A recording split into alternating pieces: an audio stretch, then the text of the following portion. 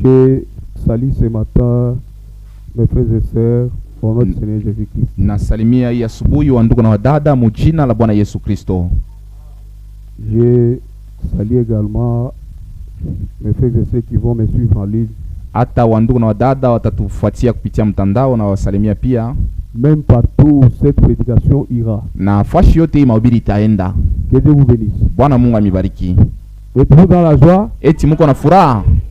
David pouvait le dire tous les jours. Daudi aliweza kuisema kila siku. Il est dans la joie. Ya kwamba eko na furaha. Quand on le dit allons dans la maison du Seigneur. Wakimwambia twende munyumba ya Bwana. Or que c'était un roi. Na japo yeye alikuwa ni mfalme. Il avait beaucoup de préoccupations. Alikuwa na mambo ya mingi ya kwenda kufanya. Mais malgré tout ça, ingawa ile yote, il dit que je suis dans la joie. Asema niko na furaha. Quand on me dit allons dans la maison du Seigneur. Bakiniambia twende munyumba yake Bwana. Il avait beaucoup de femmes.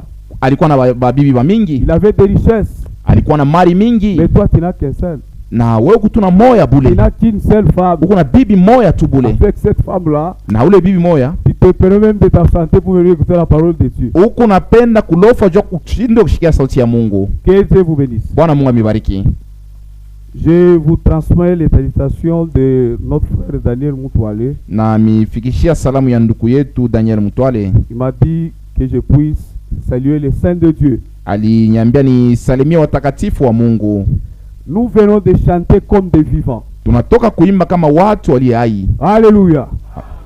Sincèrement, nous venons de chanter comme les vivants. Hakika tunatoka kuimba kama watu walio hai. C'est très bon. Ni mzuri sana. Même là au ciel. Hata kule kumbingu. Au trône de Dieu. Kuenzi ya Mungu. Alléluia. Au trône de Dieu. Kuenzi ya Mungu. Les quatre là, les quatre êtres vivants. Bile biumbe ine bile hai. Nous trouvons ça dans Apocalypse 4. Iko ni Ufunuo sura ya 4. Les quatre êtres vivants biumbe ine bile hai ont chacun 2 ailes. Kila mutu eko na mabawa 6. Et ils sont remplis d'yeux tout autour et au-dedans. Beko na macho ndani na nje. Ils ne cessent jamais de chanter Saint, Saint, Saint. Donc abachake kuimba mtakatifu mtakatifu wakati yote kuna imba. Et il est loué d'une façon infatigable. Na beko na msifu Mungu namna moya sipo kuchoka. Alors cela ne suffit pas à notre Dieu. Na ila imwene hata Mungu wetu. Il a fallu encore que d'autres rouages quittent sur la terre pour monter là aussi. Il faut tena mabudu ingine toke pa dunia ipande kumbingu. Alléluia. Amen. Vaut mieux qu'on t'appelle fou pour ce Jésus. Ni mzuri bakuite wabongo juu ya huyu Yesu. On t'appelle que tu as raté ta jeunesse pour ce Jésus. Bakwambie unakosa buyana bwako juu ya huyu Yesu. Tu as raté même le mariage pour ce Jésus. Asema unakosa hata ndoa juu ya huyu Yesu. Soyons debout pour lire la parole. Tutasimama yulu juu kusoma neno ya Mungu.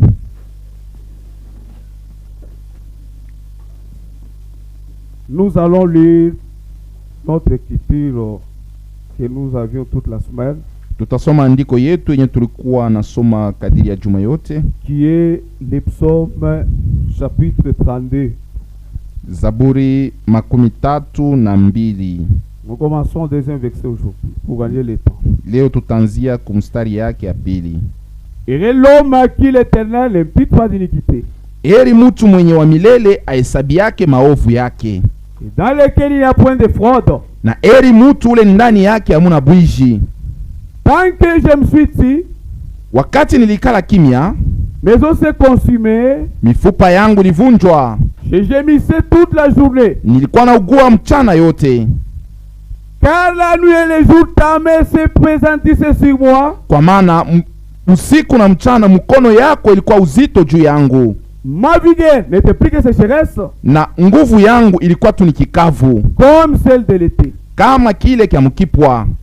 Je t'ai fait connaître mon péché. Nilikujulisha zambi langu. Je n'ai point caché mon iniquité. Sikuficha uovu wangu. J'ai dit. Nilisema. J'avouerai mes transgressions à l'Éternel. Tamwambia wa milele ukosefu wangu. Et tu as effacé la peine de mon péché. Na hata ulizimisha malipizi ya zambi yangu. 7. Tu es un asile pour moi. Mstari ya 7. Wewe uko fazi ile awapikake juu yangu. Tu me garantis de la détresse. Na uko nenyakikisia wala kunikinga kumateso. Tu m'entoures de chants de délivrance. uko nenizunguka na mimbo ya ukombozi. 8.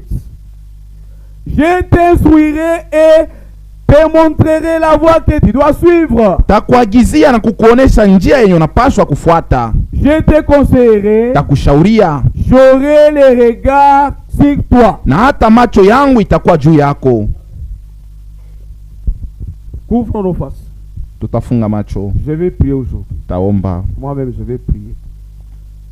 Éternel Dieu de gloire, Wa milele, Mungu wa utukufu, auteur de la vie éternelle, mwenye uzima wa milele, c'est toi le Dieu d'Abraham, ni wewe Mungu wa Ibrahimu, Dieu d'Isaac, Mungu wa Isaka, Dieu de Jacob. Mungu wa Yakobo. Ce matin je viens à toi au nom de Jésus. Hii asubuhi nakuja kwako mjina la Yesu. Me sentant incapable Najiona sijiwezi d'ouvrir ces livres, Seigneur, juu ya kufungula kitabu, même les tenir, Seigneur, hata kuibamba, car il est écrit maana imeandikwa que personne dans le ciel, ya kwamba hata mtu mmoja mbinguni, sur la pa terre, dunia, sous la terre, hata chini ya udongo ne fut trouvé digne d'ouvrir ces livres. asikuonekane mwenye kustahili juu ya kufungula hii Mais je kitabu. sais un homme Lakini najua kuko mtu qui mmoja était venu comme un agneau. ule alikuwa kama mwana kondoo, C'est le Seigneur ni Jésus-Christ. Bwana Yesu Kristo, Et lui est na digne. yeye alistahili. Je sais qu'il est capable Najua eko na uwezaji d'ouvrir ses livres, ya kufungula hii kitabu, d'interpréter même ya les kutafsiri, contextes qui sont. ya kutafsiri ile yote ikwamo. Père, me voici devant ton Baba, peuple mimi mbele ya watu que wako tu as racheté par ton benye sang. ulikombola kwa damu Je lako. suis un homme. Niko mutu, Je m'abandonne entre tes mains. nijachilia mikono yako. Si je dois dire quelque chose qui est contraire à ta conduite, Nikiseme kitu kenye kwa nje ya uongozi je wako, te prie, mon Dieu, Bwana Mungu que le nakusihi, cher Saint-Esprit puisse fermer ma bouche. Roho Mtakatifu ipate kufunga kino Je yangu. m'abandonne entre tes mains. Nijachilia mikono Viens yako. toi-même. Wewe mwenyewe kuja, Toi qui avais dit, wewe ule tu avais dit, wewe ulisemaka au dernier jour, personne n'enseignera l'autre. siku ya kumwisho kuna mwenye atafundisha Dieu me mwenzake. donne tout ce qu'il faut pour que tu assures ton peuple.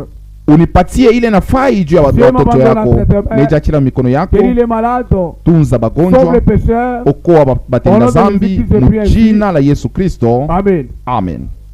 Vous pouvez vous asseoir. Tutaikala. Je ne vais pas chanter, je vais chanter à la fin. Je vais chanter à la fin. Asema mitaimba kumwisho. Nous venons de lire une portion de l'écriture de la Tunatoka parole de Dieu kusoma sehemu ya neno ya Mungu wala andiko dans les psaumes de David, mu Zaburi ya Daudi, où il est écrit, mwenye inaandikwa à partir du verset 8, kwanza kwa mstari yake ya 8, où Dieu dit, kwenye Mungu yuko nasema, je t'instruirai pour moi et je t'instruirai et je te montrerai la voie que tu dois suivre. takuagizia na kukufundisha njia yenye unapaswa kufuata. Je te conseillerai, Takushauria j'aurai le regard sur toi. na macho yangu itakuwa na kuangalia wala itakuwa juu yako. Avant d'amorcer ce thème, Mbele ya kutangaza hii kishina, mes sincères reconnaissances sont adressées à mes anciens na shukuru sana wazee pour la confiance juu ya kitumaini et la considération faite na ya vile balinionea amo que je puisse apporter la parole de Dieu à ce sang. nipate kuleta neno ya Mungu kwa takatifu. Que Dieu bénisse votre être. Na Mungu abariki kile mwiko. Amen. Comme je l'avais dit le jeudi, Kama vile nisemaka mkazine, la considération, asema kuwa na shukrani c'est quelque chose qui manque quelque part. ni kitu kinakosa watu wa mingi. Considérer quelqu'un Se kuonea mo muntu et Dieu peut l'utiliser, ya kwamba Mungu anaweza kumtumikisha, peut lui donner quelque chose qui peut aider son peuple. wala Mungu anaweza kumpatia kitu mwa kusaidia watu wake. Que Dieu vous bénisse, mon frère, et que cet esprit ne vous quitte pas.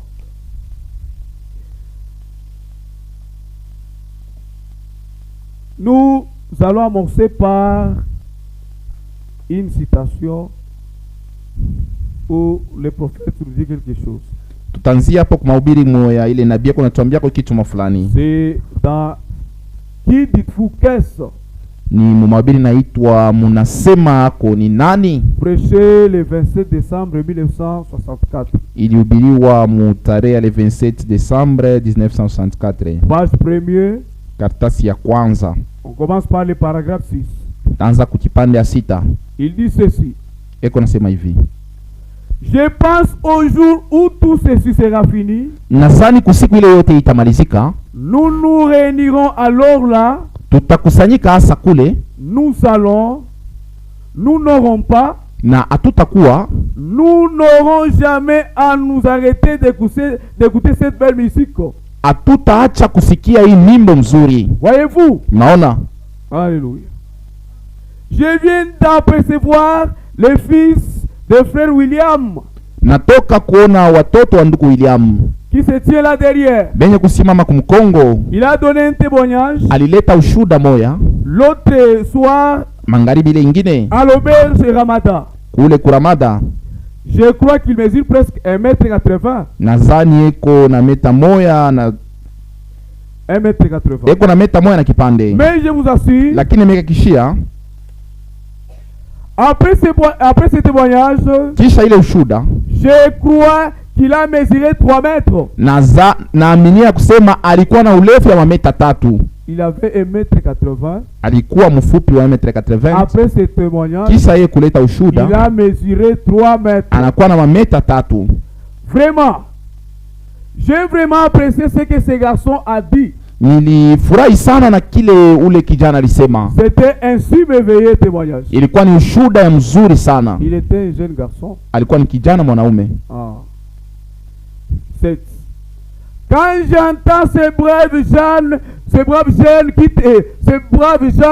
témoigner de leur foi, Kama mimi nasikia bale babiana beko na shuhudia juu ya imani yabo qui est centré sur Christ, yenye kusimama yule ya Kristo, les jeunes gens biana qui témoignent bale beko na shuhudia leur foi imani yabo centré sur yenye Christ, kushimama katikati wala ndani ya Kristo. comme ce matin. Kama hii asubuhi Nous sommes en train de témoigner notre foi. tuko na shuhudia imani Elle est yetu centrée sur Christ. iku yenye kushimamia ndani ya Kristo. Toi aussi tu es jeune. Na wewe uko kiana, Tu es jeune garçon. uko kiana mwanaume, Tu es jeune fille. uko kiana mwanamke. Ta foi doit témoigner sur Christ. Imani yako inapasha kushimamia yule ya Kristo. Yeah. Alléluia. Lisons un peu les prophètes.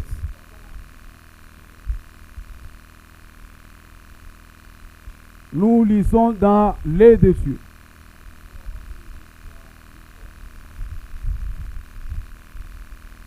Nous allons au premier paragraphe.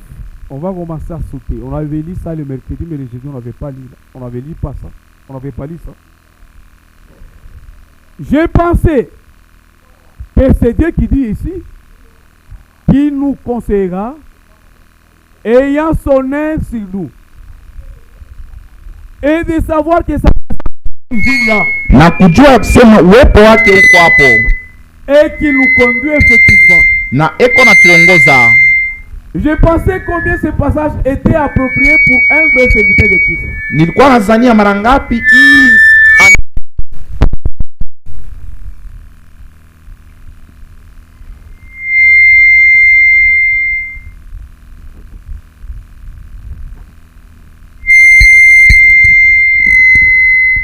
Oh, c'est...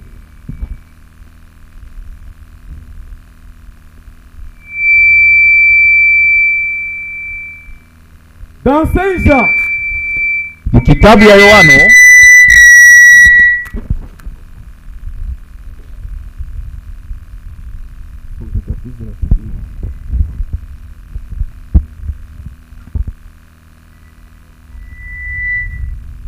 c'est très simple.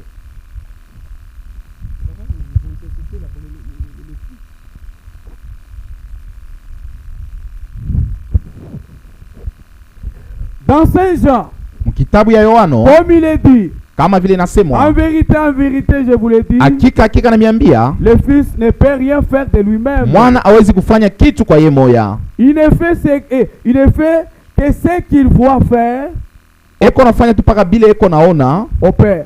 kufanyika kwa Baba. Le Fils le fait aussi Mwana na eko naifanya pareillement. vile vile. 2.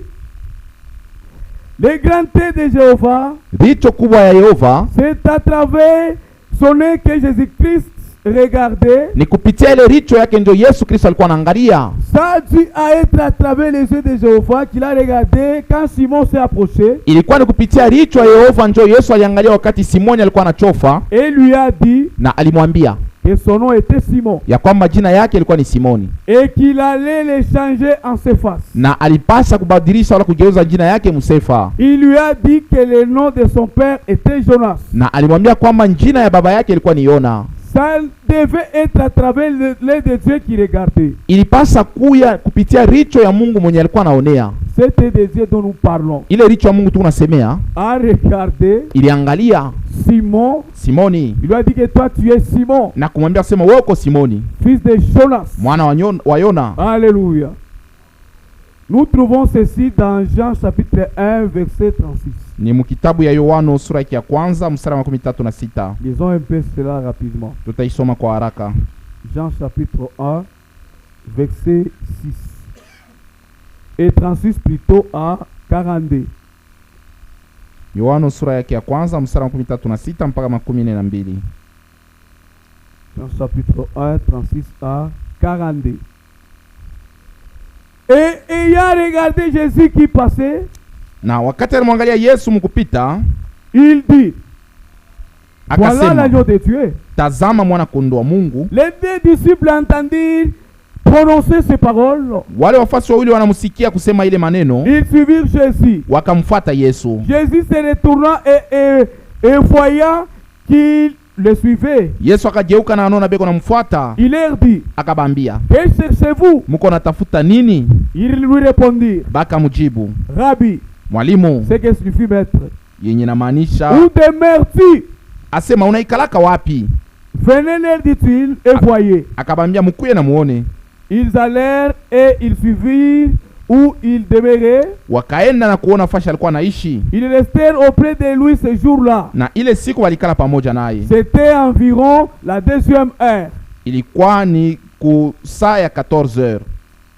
André, frère de Simon Pierre, Andre ndugu yake ya Simon Pierre était l'un de deux qui avait entendu les paroles de Jean, alikuwa mmoja wale walisikia bile Yohana alisema, qui avait suivi Jésus. na alimfuata Yesu. Ce fut lui qui rencontra le premier son frère Simon et lui dit, Ni yeye alibumbana na ndugu yake Simoni na kumuonesha, nous avons trouvé le Messie, tunabumbana wala tunakutana na Masia, qui signifie Christ.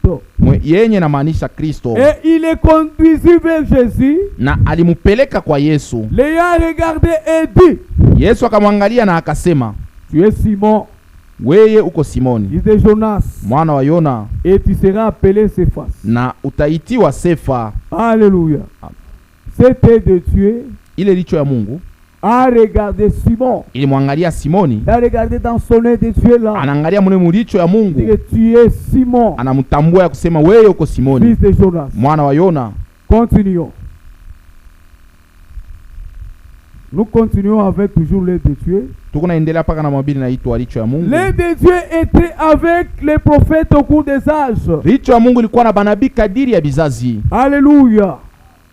De sorte qu'il voyait en avance ce qui arriverait. na balianza kuona mambo litafika kumbele. Ça ne pouvait être rien d'autre que l'œil de Dieu. Ilikuwa tu ni licho ya Mungu. Lorsque Nathanaël a été introduit dans sa présence par Philippe, Wakati Nathanaeli alikuwa mwepo wake, et que Jésus lui a dit, na Yesu alimwambia, voici un Israélite. oneni Muisraeli. Amen.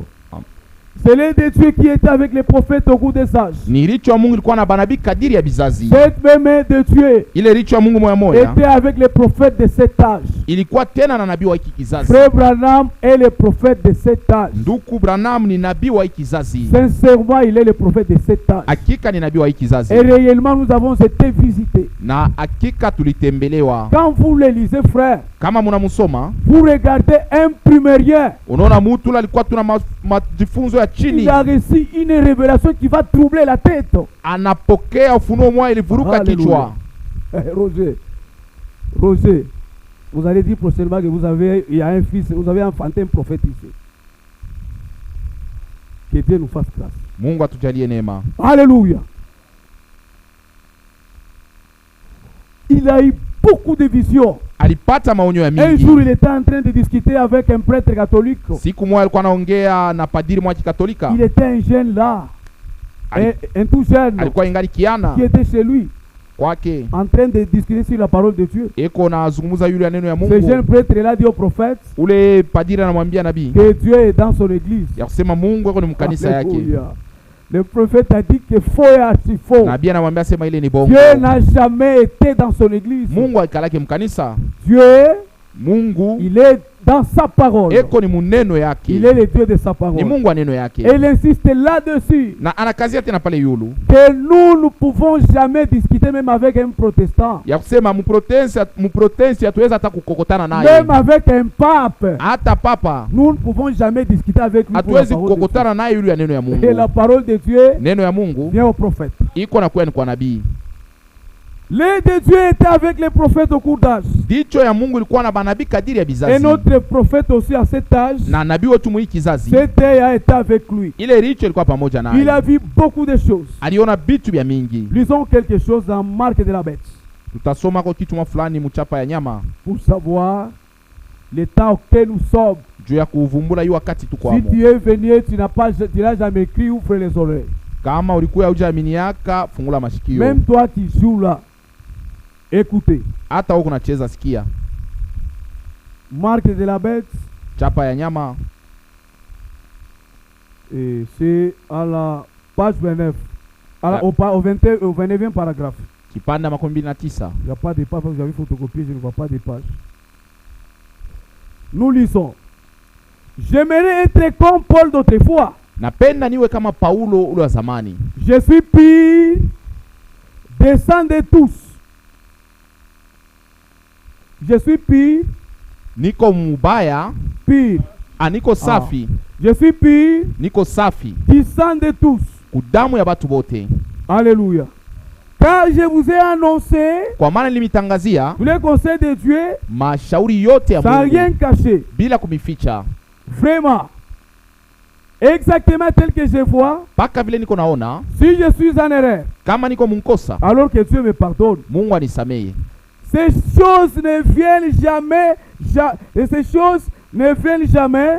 Bile bitu abiku yake kamwe. Je n'ai jamais fréquenté quelques séminaires. Sijaendaka mu seminari. Je n'ai jamais fréquenté une quelconque école. Sijaendaka hata mu masomo moja. Je n'ai jamais fréquenté quelqu'un d'autre en disant, Wala kwenda kuonana na mutu kusema, mais je suis allé directement dans la Bible. lakini mimi nilienda ni mu Biblia. Alléluia. En plus, ceci est divinement révélé par le Saint-Esprit. Na hii ilinifunuliwa na Roho Mtakatifu. Les mêmes anges de Dieu. Ule malaika mwemoya wa Mungu. Ici, je ne vois pas. Je ne vois pas bien. Après avoir des visions Kisha kupata maonyo et des choses semblables, na bitu ya vile ainsi que la guérison des malades. na hata matunzo ya magonjwa. Et par là, vous pouvez juger si c'est la vérité ou non. Kwa ile mnapasha kuona kama ni kweli wala pana. 30. Ceci est le message du troisième ange au monde. Hii ni ujumbe ya malaika watatu mudunia. Et vous,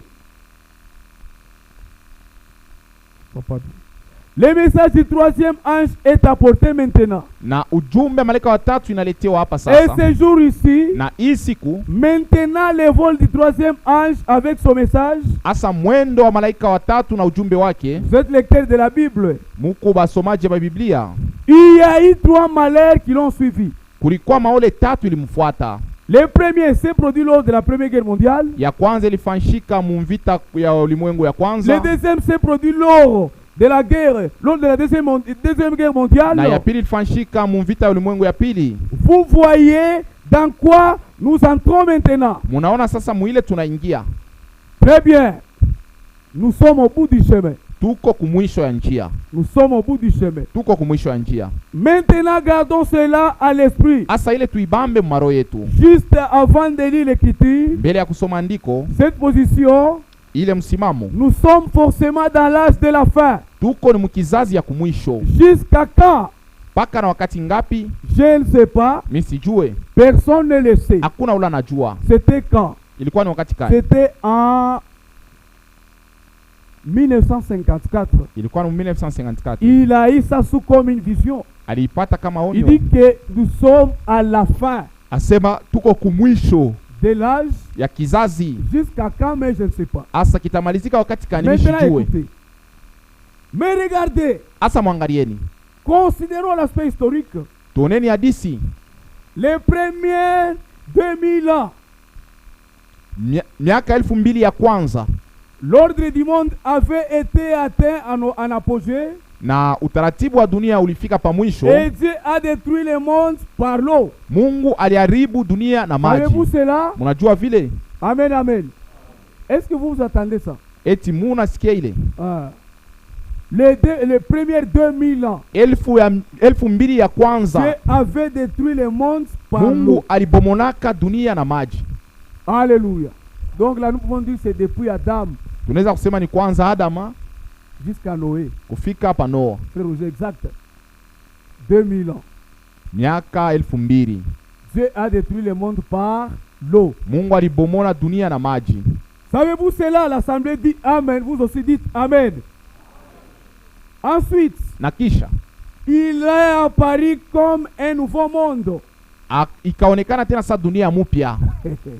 Donc ce monde où nous sommes, Sema hii dunia tukwamo, il y a eu des gens kulikuwa batu, comme nous sommes ici. sasa hivi tukwamo. Il y avait eu un monde, Kulikuwa yaka dunia, habité un monde entier, bantu walikuwa avec des wanaishi continents. mu dunia. Mais où sont ces gens-là? Asa wale watu weko wapi? Engloutis. Bote walikufa Et maji. ce que vous devez savoir, Kenye mnapaswa kujua, nous sommes des mottes de... Donc chacun de nous est le reflet d'une tombe. sema kila mtu yeko naonesha ni kaburi. Alléluia. Si je suis tardé à venir, Kama Yesu anakawia kuja, après seulement 70 ans ici, kisha tu miaka 17, je ne crois pas qu'il y aura personne à part les bébés. Nous qui sizanye avons déjà crié. kama kutakuwa tena msheba Si letu cha on kuaminia. peut même aller très loin, après 80 ans. Kama tunaweza kwenda mbali miaka Il est là, s'il est 18, là, il peut lever les doigts. Dit qu'avec les années que j'ai, aseme na hii miaka niko si on nayo, m'ajoutait encore 80 ans, je vais encore... bakinyongezee tena miaka 18, nitakuya yako tu. Parce que dans les chronos les chronos de Dieu, Maana muhesabu ya Mungu 92 c'est déjà une grâce. kama unaenesha ako hata miaka 18 ni neema. Alléluia. Et la deuxième période de 2000 ans, Na kipande ya pili ya miaka 2000, ce monde est de nouveau arrivé à sa fin. hii dunia tena ilifika kumwisho yayo. Il a envoyé Jésus. Alimtuma Yesu. Et c'est vrai, Ni kweli, depuis Noé kwanza Noa jusqu'à Jésus, kufika pa Yesu 2000 ans. 2000 ans tena ilipita. Alléluia. Ça fait déjà combien? 4000 ans. Inakuya Et le prophète l'explique bien. miaka 1000, na nabii kunifasiria Il mzuri. explique ça bien. Unifasiria mzuri. Un jour devant Dieu Sema siku moya kumbele ya est égal Mungu, à 1000 ans. kumacho ya batu Même ni David miaka dans les 1000. psaumes, il parle. Na hata Daudi mzaburi yako Et naisema. aujourd'hui nous sommes en 2025. Na leo tuko mu 2025. Depuis Jésus Kwanza Yesu jusqu'à présent. kufika na leo. Or que l'histoire nous parle très bien. Na japo hadithi inatuambia mzuri, Quand Jésus était né, wakati Yesu c'était alizalika dans l'an 3. ilikuwa ni mwaka ya 3. Vrai ou faux? Vrai. Alors l'humanité a tué. Asa ulimwengu ilisema Il est sauveur du monde entier. ni mwokozi wa dunia mzima, Il est sauveur de l'humanité. wa ulimwengu yote. Le calendrier a été remis à zéro. Na pale balianzulula On a makubarula commencé à masiku, compter 1, 2, banaanza 3, kubarula masiku, kwanza ya 4, kwanza ya pili, 33 ans et demi, Jésus est décédé. na miaka 33 La Yesu chose que alikufa. vous devez savoir, Kenye mnapaswa kujua dans toutes ces générations ici, hivi vizazi vyote, après 2000 ans, Dieu détruisait le monde. kisha miaka 2000 Yesu Mungu alikuwa anaharibu dunia. Vrai ou faux?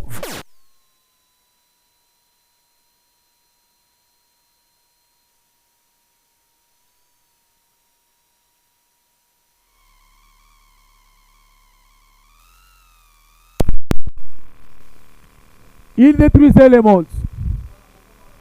Et aujourd'hui, nous sommes en 2025. Na leo tuko mu 2025. Donc, le Dieu de grâce, Sema Mungu wa neema il a eu encore patience pour nous. alituvumilia tena Toutes ces générations, hii vizazi vyote, après 2000 ans, kisha il 2000 fallait ans qu'il y ait notre monde. inafaa ikuwe tena Et dunia Dieu a ingine. créé le monde pendant 6 jours. Na ni mu masiku 6 Mungu Au aliumba, 7e jour, ya 7 il se reposa. alipumzika. Les prophètes le parlent bien. Nabii ako naisema mzuri, Le 7e jour, c'est déjà le millénium. Nous allons lire ça. asema Ce siku n'est ya pas moi. 7 ni Ce n'est millennium. pas moi. Aina mie tutaisoma. Kule unatembeaka mishika lake eko.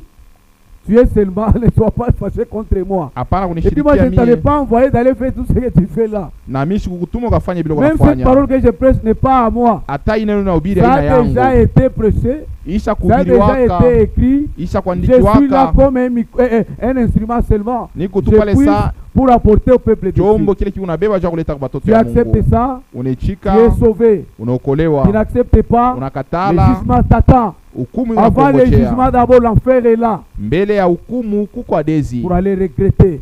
utahuzunika, Tu vas regretter, tu vas même chercher à te repentir, il n'y aura pas occasion. utatafuta kutubu, Le hakutakuwa prophète namna. dit ça, qu'aucun autre humain Nabii yako anasema hii hakuna hata binadamu n'est moja jamais dans ce lieu, dans cet endroit-là. ule eko mwile fashi.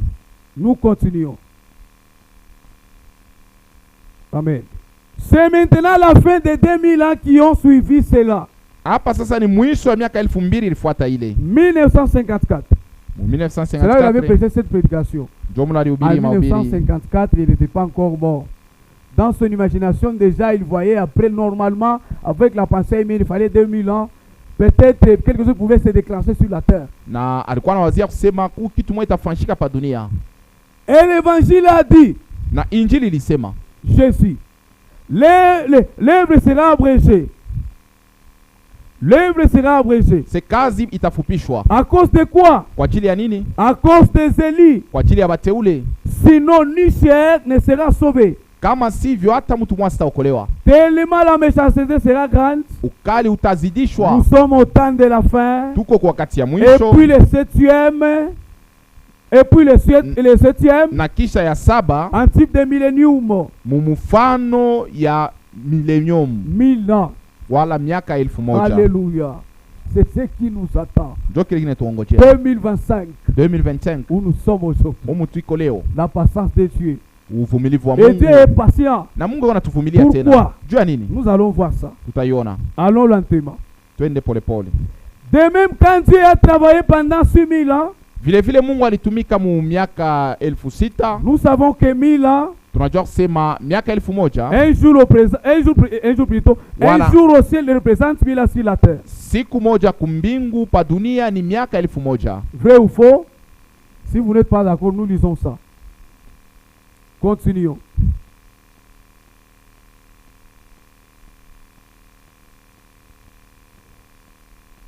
Il pied. Voyez, bon Dieu a abouti le monde en 6000 ans.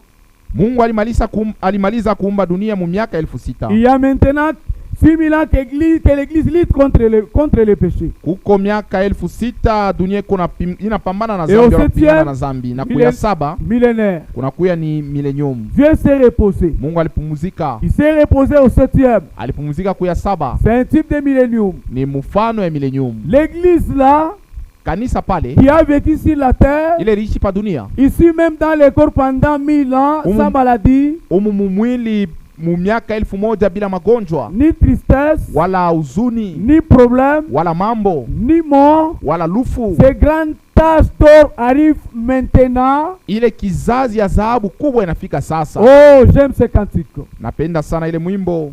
Alléluia. Il voulait parler que ces grands âges arrivent à sa fin. Vous comprenez, mes frères? Munaelewa wanduku?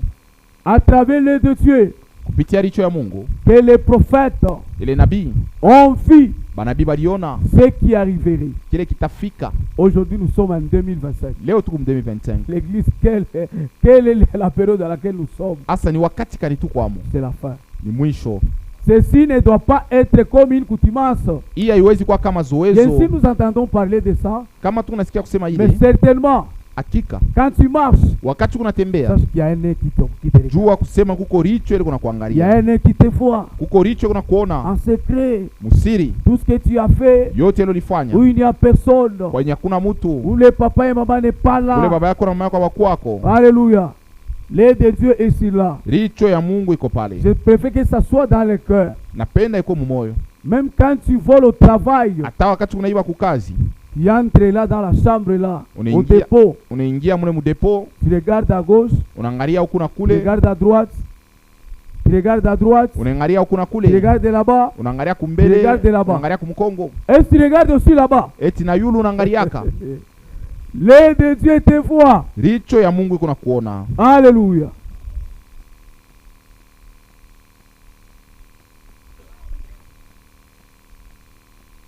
Nous continuons. Ça ne pouvait être rien d'autre que l'œil de Dieu. Ilikuwa tu ni richo ya Mungu.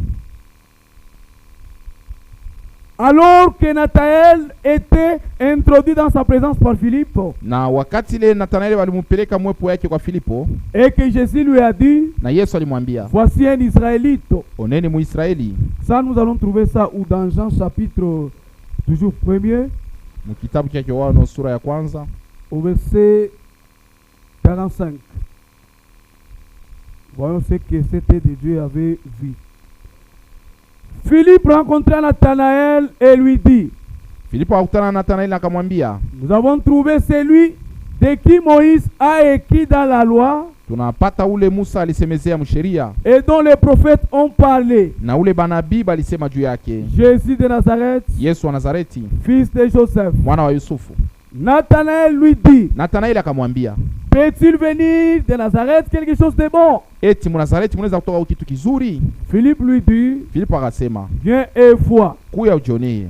Jésus, voyant venir à lui Nathanaël, Yesu akamwona Nathanaeli kona kuja mbele yake, dit de lui, akasema juu yake, voici vraiment un Israël dans lequel il n'y a point de fraude. oneni Muisraeli mwenye ndani yake hamuna bwishi. Cet œil de Dieu Ile richo ya Mungu a vu même ce qui était dans Nathanaël. iliona kenye kilikuwa ndani ya Nathanaeli. Il est fois venir. Anamuone kona kuya, Voici asema oneni un Israélite. Muisraeli En lui, mwenye ndani il yake n'y a point de faute. hamuna bwishi. Et c'est comme ça que cet œil te voit Eske na wewe ndio vile idicho kuna kuona en toi là. ndani yako Il n'y a Mungu point de fraude. eti hamuna bwishi? Alléluia. Continuons petit à petit.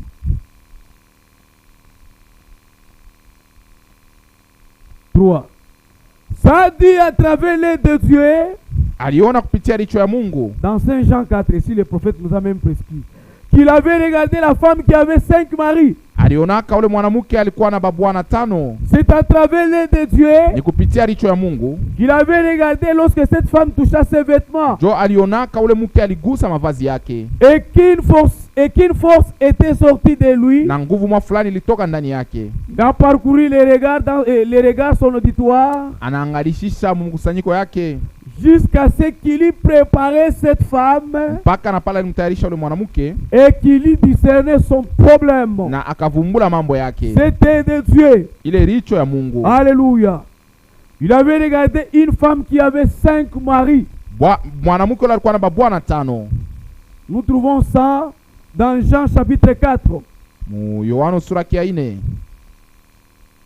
Jean chapitre 4. Yohana sura ya 4. Nous commençons au verset 5. Mstari ya 4. Il arriva dans une ville de Samarie, Akafika mji wa Samaria nommé Sychar, yenye litwa Shisha, près du champ que Jacob avait donné à Joseph son fils. pembeni ya shamba ile Yakobo alipatiaka Yusufu mwanake. Là se trouvait le puits de Jacob. Na mule mulikuwa ziwa wala kishima ya Yakobo. Jésus, fatigué du voyage, Yesu alichoka safari, était assis au bord du puits. alikuwa sawikala pembeni ya kisima. C'était environ la 6e heure. Ilikuya ni kusaa ya 18h. 6e heure. Première heure, frère Roger n'est pas 6 heures. Vers midi, voilà. 6 heures, c'était vers midi. C'était environ la 6e heure. Ilikuwa ni kusaa ya midi. Une femme de Samarie vint puiser l'eau. Mke mwa Samaria anakuwa kushota maji. Jésus lui dit, Yesu akamwambia, donne-moi de l'eau à boire. unipatie maji ya kunywa. Alléluia. Ses disciples étaient allés à la ville pour acheter des vivres. Wafasi wake walienda mumuji juu ya kuuza chakula. La femme samaritaine lui dit, Ule mke Msamaria akamwambia, comment toi tu es juif, namuna kani we Muyuda me demandes-tu à boire uko na niomba à maji, moi qui suis samaritaine? mie mwenye kwa Msamaria? Les juifs en effet n'ont pas de relation avec des samaritains. Bayuda na Wasamaria awapatanake. Jésus lui répondit, Yesu akamjibu, si tu connaissais les dons de Dieu kama ungelijua zawadi ya Mungu Et qui est celui qui te dit, Na kama ulijua ule kona kwambia donne-moi à boire? wale kona kulomba maji, Tu lui aurais toi-même donné à boire we moyo ndio ulipasha mpatia maji, et qu'il t'aurait donné la vie. naye alipasa kupatia maji ya uzima. Si tu connaissais les dons de Dieu. Ungelijua zawadi ya Mungu. Le jeudi, j'étais inspiré par parler de ça. Na mkazine nilisema yule ya hii. Ici, il y a les dons de Dieu. Hapa peko zawadi ya Mais Mungu. la reconnaissance, Lakini la kutambua considération, wala kuoneamo il est difficile kuko nguvu pour un homme juu ya de muntu croire aaminie que même un Évorien, ya kusema hata mtu wa burebure c'est lui qui a la charge. Ce sont eux qui ont la charge de nous conduire ni yeye ndio kona bujito ya à la kutuongoza. destination.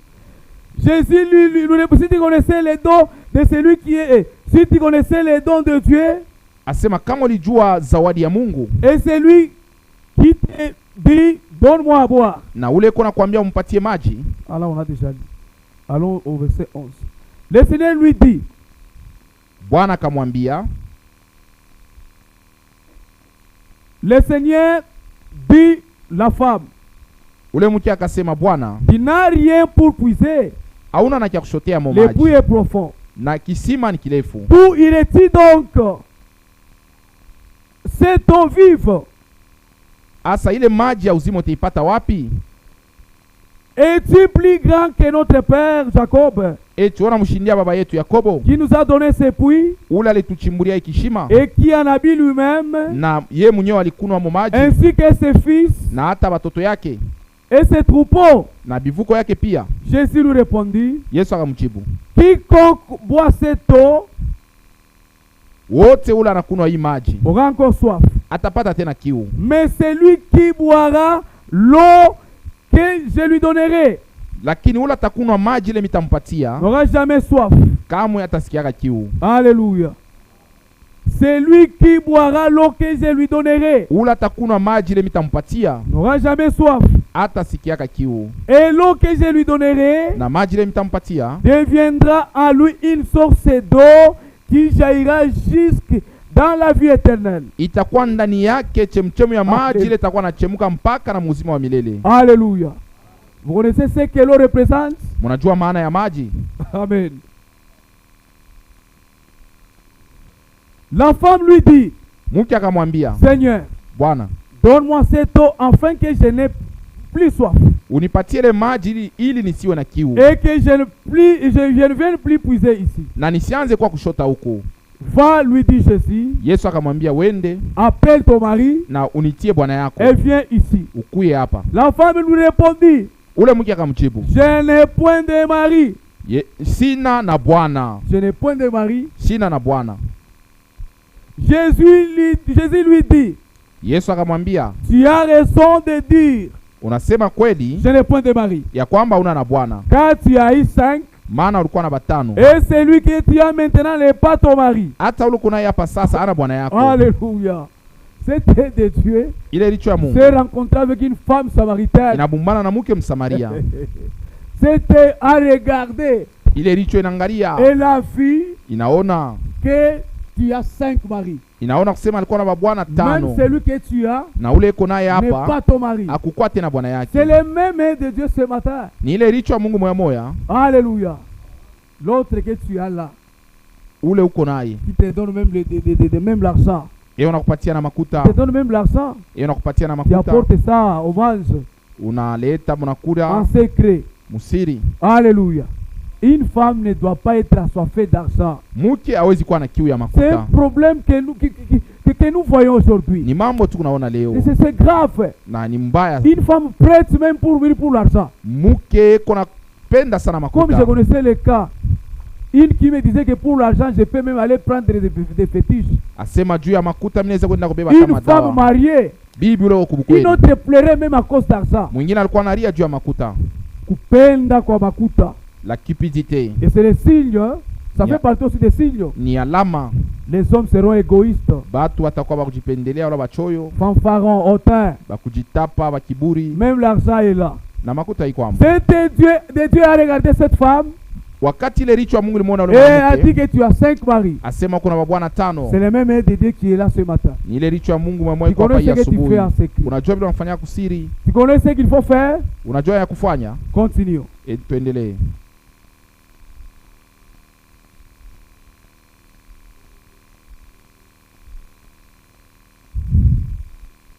Seigneur, dit la femme, Ule mke akasema, je Bwana, vois que tu es prophète. naona kama uko nabii. Nos pères ont adoré sur cette montagne. Baba yetu waliabudu pa hii Et mulima. vous dites, vous que les lieux où il faut adorer à Jérusalem. Wewe unasema fashi nafasha kuabudu ni kwa Yerusalema.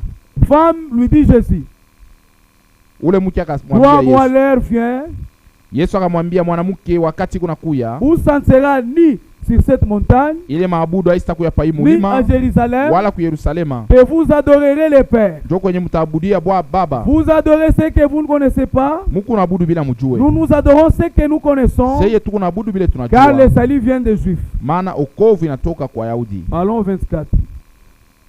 Dieu est esprit. Mungu ni roho. Il faut que tous ceux qui l'adorent en esprit et en vérité. Inafai benye kumwabudu wa mwabudu muro na ukweli. La femme lui dit, Mke akamwambia, je sais que le Messie doit venir. najua ya kwamba Masia anapasha C'est kuja. lui qu'on appelle Christ. Ule beko naita Kristo. Et quand il sera venu, Wakati atakuja, il nous annoncera toutes choses.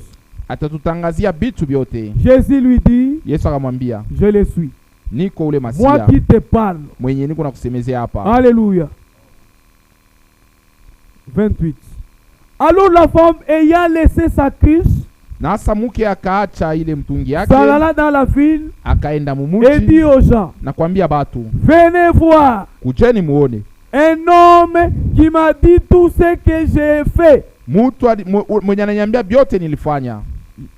Je sais, ne serait ce point le Christ. Ana yeye njo Kristo. Quand cette femme Wakati ule mke s'était là rencontrée, ile licho libumbana naye, il lui a dit que tu as 5 maris. anamwambia uko na Même babwana celui que tu as là, 5 na hata uloko naye le 6e là n'est pas le tien. wa 6 aina wako, Elle n'était pas fâchée. Mais asikushiriki. par contre, elle était partie. Na japo alienda Elle était partie crier kulalamika et dire aux gens na kuambia batu, que venez voir un homme qui m'a dit ce que je fais. asema mko muone mtu aliniambia bien nilifanya. Ne te fâche pas contre moi. Hapana Même s'il kusikia. arrivait que c'était ici, Hata kama inafikia ilicho, parle de ce que tu fais. inasema juu ya kile uko nafanya. Alléluia. Tu crois à ça? Allez, Dieu te pardonne. Unaaminia Mungu anakusamea, Tu ne crois pas, tu seras jugé pour ça. unakatala utasambiwa juu ya Et hii. toi, Na et wewe moi, na nous mie tous, nous serons jugés. shibote tutasambaka. Il n'y a pas celui qui est épargné. Hakuna ule eko mwenye kuepuka Sur base de ce que je prêche. yulu ya kile kinahubiriwa. Jugement. Alléluia. Continuons. Ça ne pouvait être rien d'autre que par le fait de regarder parler de Dieu Ilikuwa tu ni kuangalia muricho ya Mungu, qu'il a connu les pensées des pharisiens. njo alijua mawazo ya Mafarisayo. Alors que ces derniers disaient dans leur cœur, Na hasa walikuwa nasema mioyo yabo, Dieu Belzéboul. uko Belzebulu. Ça nous le trouvons dans Jean 8, Yohano sura ya 8. chapitre 3. On peut descendre jusqu'à s'arrêter même au 13e verset. Et Jean 8, verset 3 jusqu'au 13e verset. Yohano sura yake ya 8 mstari ya 3 Quel mpaka nous dit 13. l'écriture? Andiko inasema nini? Alors les scribes et les pharisiens amenèrent une femme surprise en adultère. Asa waandisi na Wafarisayo wakaleta mwanamke mwenye alibambiwa muusharati. Et la plaça au milieu du peuple et dire à Jésus, Na kumweka katikati ya batu, wanamwambia Yesu, Maître, cette femme mwalimu, huyu mwanamke a été surpris en flagrant délit d'adultère. alibambwa makoji. Moïse dans la loi nous a ordonné de lapider de telles femmes. Musa alituambia msheria tuwe na maibu mwanamke Toi baiki. donc que dis-tu? Asa wewe unasema kwa nini? Il disait cela pour le prouver afin de pouvoir l'accuser. Balikuwa nasema ile juu ya kumjaribu ili bamchongee. Mais Jésus s'est abaissé, Lakini Yesu akakunjama, écrivait avec les doigts sur la terre. alikuwa anaandika na kilole pa udongo. Alléluia. L'aide de Dieu. licho ya Mungu. Les scribes et les pharisiens, Wafarisayo na waandishi ils avaient attrapé une femme, banabamba mwanamke moya, dit comme ça en commettant l'adultère. banamubamba makoji. Alors dans la loi de Moïse, c'est écrit ici, Musheria ya Musa wanaandika il fallait lapider tous les deux, inafai kuwaua wala kuachawa maibu wote wawili, na mwanaume et la femme. na mwanamke. C'est ce que la loi disait, Ndio ile sheria pour ilisema, ôter le mal dans le milieu du peuple. juu ya kutosha bubaya katikati ya watu. Ils sont partis avec cette femme auprès de Jésus. Banenda na ule mwanamke mbele ya Que Yesu. maître, nous l'avions trouvé, Asema tunamubamba huyu. nous-mêmes ici. Ils ont attrapé d'abord, c'était les deux, Balibamba bawili, mais ils ont laissé l'homme banacha mwanaume, pour apporter seulement la femme. banapeleka paka mwanamke. C'était de Dieu à regarder. Ile licho ya Mungu Il a inaangalia. regardé. Inaangalia. Il a regardé. Alléluia. Continuons. Moïse dans la loi nous a ordonné de lapider de telles femmes. Musa msheria alituambia tuwe na maibu ya mwanamke baivi. Toi donc, que dis-tu? Asa wewe unasema nini? Il disait cela pour le prouver afin de pouvoir l'accuser. Balikuwa nasema vile juu ya kumjaribu ili wakamchongee. Mais Jésus s'est abaissé, Yesu akakunjama écrivait avec les doigts sur la terre. na akaandika na kilole yake pa udongo. Comme il continuait à l'interroger, Na sasa walikuwa naendelea na kumuuliza, il se releva et leur dit, akanyoloka akabambia, que celui qui est de vous sans péché mwenye katikati yenu ana na dhambi jette le premier la pierre contre elle. awe wa kwanza kuchaya jiwe. C'était de Dieu. Ile licho ya Mungu A vu ces pharisiens et ces scribes iliona wale wafarisayo na waandishi qui ont apporté cette femme. benye walimuleta ule mwanamke. Jésus a regardé Yesu anaangalia dans son œil. mulicho yake. Vous connaissez que Jésus est Dieu? Il a regardé. Yesu anaangalia. Alléluia. Que vous tous ici, n'est-ce pas, vous êtes des pécheurs. Asema mwe bote abashumuko batenda zambi. Toi aussi, Na weye ce que tu fais là. ile uko nafanya. Toi aussi. Na weye Jésus a commencé à écrire. Yesu anaanza kuandika Un à un. kila mtu pale. Alléluia. Et toi aussi, Asema na weye ce jour-là, ile siku ton mari t'avait donné l'argent. bwana wako alikupaka makuta, Tu as envoyé cet argent chez toi. ile makuta unaituma kwenu, Et tu as trompé ton mari. unamdanganya bwanako. Alléluia. Toi aussi, Na weye ce jour-là au campus, ile siku campus avec ces jeunes garçons de 25 ans na là, ule kiana ule, tu connais ce que tu as fait? unajua kile ulifanyaka. Alléluia. Un à un, Kila mtu Jésus commence à écrire. Yesu anaanza kuandika. Et s'étant baissé de nouveau, s'étant de nouveau baissé, Akakunjama tena il écrivait sur la terre. akaandika pa udongo. Quand ils entendirent cela, Wakati walisikia vile, accusés par leur conscience, mazamiri yabo inabachongea, ils se retirèrent un à un les plus âgés jusqu'au dernier. banaanza kutoka moya moya. Jésus resta seul avec la femme qui était au milieu. Yesu akabakia peke yake na ule mke. Alors s'étant relevé, Asa Yesu akanyoloka, et ne voyant plus que la femme, anaona pale tupaka ule mwanamke. Jésus lui dit, Yesu akamwambia, femme, mke, où sont ceux qui t'accusaient? benye balikuwa na kuchongea beko wapi? Personne ne t'a-t-il condamné? Hakuna mtu anakuhukumu? Il lui répondit, non Seigneur. Akamjibu, hapana Bwana. Et Jésus lui dit, Yesu akamwambia, je ne te condamne pas non plus, na mie sitakuhukumu. va Wende, et ne pêche plus. lakini usiendelee na kutenda dhambi. Toi aussi.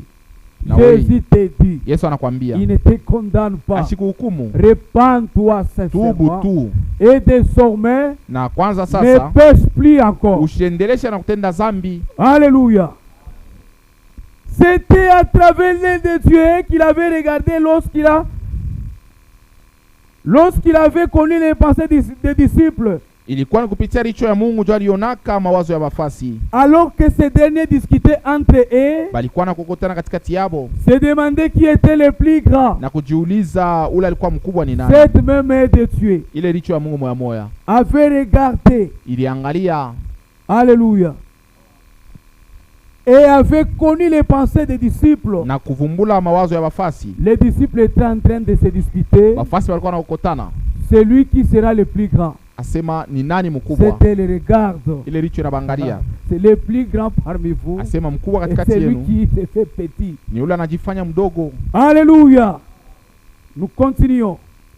C'est à travers l'œil de Dieu Ni kupitia licho ya Mungu qu'il avait regardé Lorsqu'il était descendu à la piscine de Bethsaïda aliangaliaka pale alishuka kule kuziwa ya Betsaida, et qu'il avait regardé ça, na aliangaliaka ile et là pour trouver un homme qui était couché sur un grabat na kupata mtu mmoja mwenye alikuwa mwenye kulala pakilako, et qu'il avait su qu'il était dans cette condition depuis 38 ans. na alijua kusema alikuwa pa ile fashi tangu miaka 38. Nous trouvons ça dans Jean 5. Ni Yohana sura ya 5 Jean chapitre 5, on commence au verset 2. kumstari yake ya pili. On peut aller s'arrêter jusqu'au 14e verset. Oh, gloire à Dieu. Il y a encore le temps. Lisons.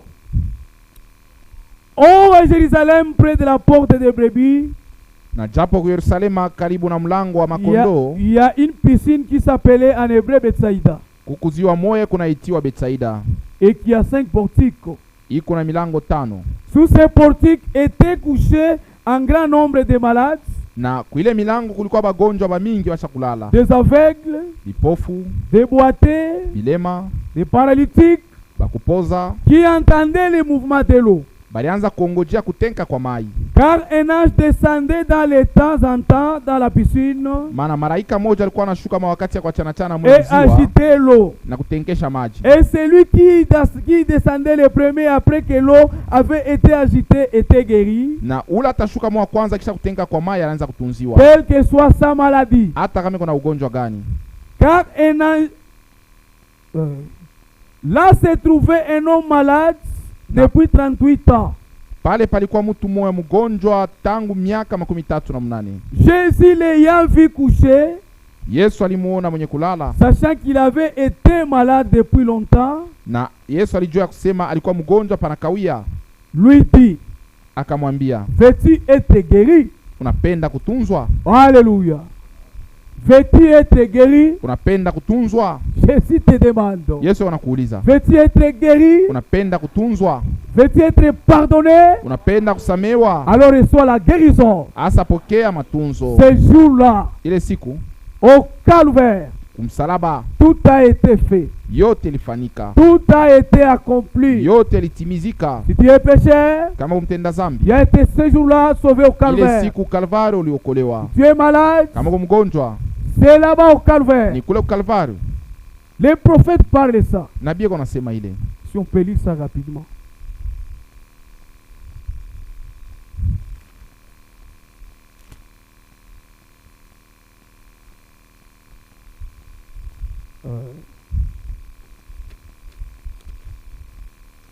C'est son ça, nous allons trouver ça. Je peux avoir cette voiture. Je sais plus tout.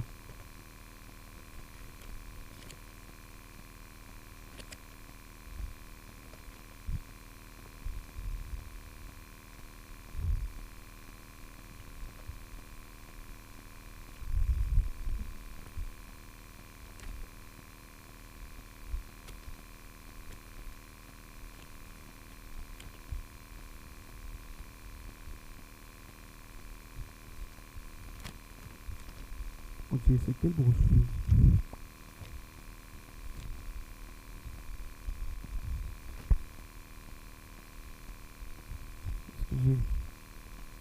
C'est toujours ici. Je me rappelle. Voilà. C'est dans l'air de Dieu. Mabili naitwa Richo ya Mungu. C'est au page 7. Paragraphe 17, mais on va lire la dernière partie là. Kipande ya 17. Dieu a déjà accompli cela d'après sa parole. Mungu ashakutimiza ile kufuatana na neno yake. Alors tout ce que nous pouvons faire Na sasa kyote kile tunaweza kufanya en tant que prédicateurs, kama vile wahubiri parmi ces hommes qui en sont capables, katikati ya wale watu wanajiweza, l'expliquer par les Écritures. ni kuifasiria na maandiko. C'est ainsi qu'on faisait au commencement. Ndio vile tulikuwa nafanyaga kumwanzo. Oh, excuse.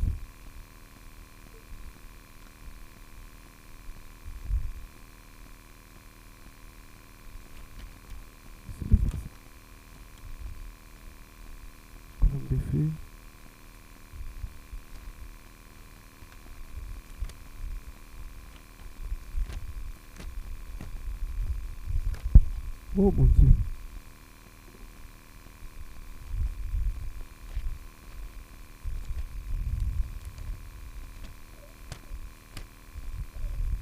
C'est vrai que j'ai oublié la brochure. Ça va. C'est parti, retournons.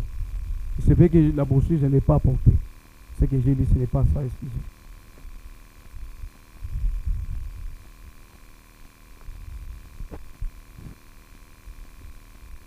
Retournons.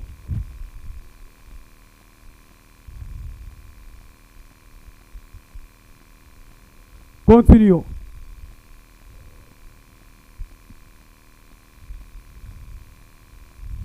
Et cet conducteur ne devait pas s'en aller au départ du Seigneur. Na viongozi wengine abakupashe kwenda kumbele ya Bwana. Il devait continuer pour toujours dans son église. Alipasa kuendelea kwa lote mkanisa yake. Après qu'il ait ressuscité l'église après qu'il ait ressuscité le troisième jour, Kisha kufufuka siku ya tatu, il est monté en haut.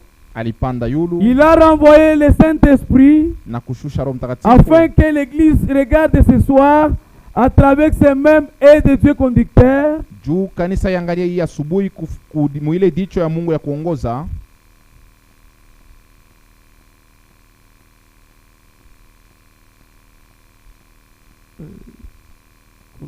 Conducteur.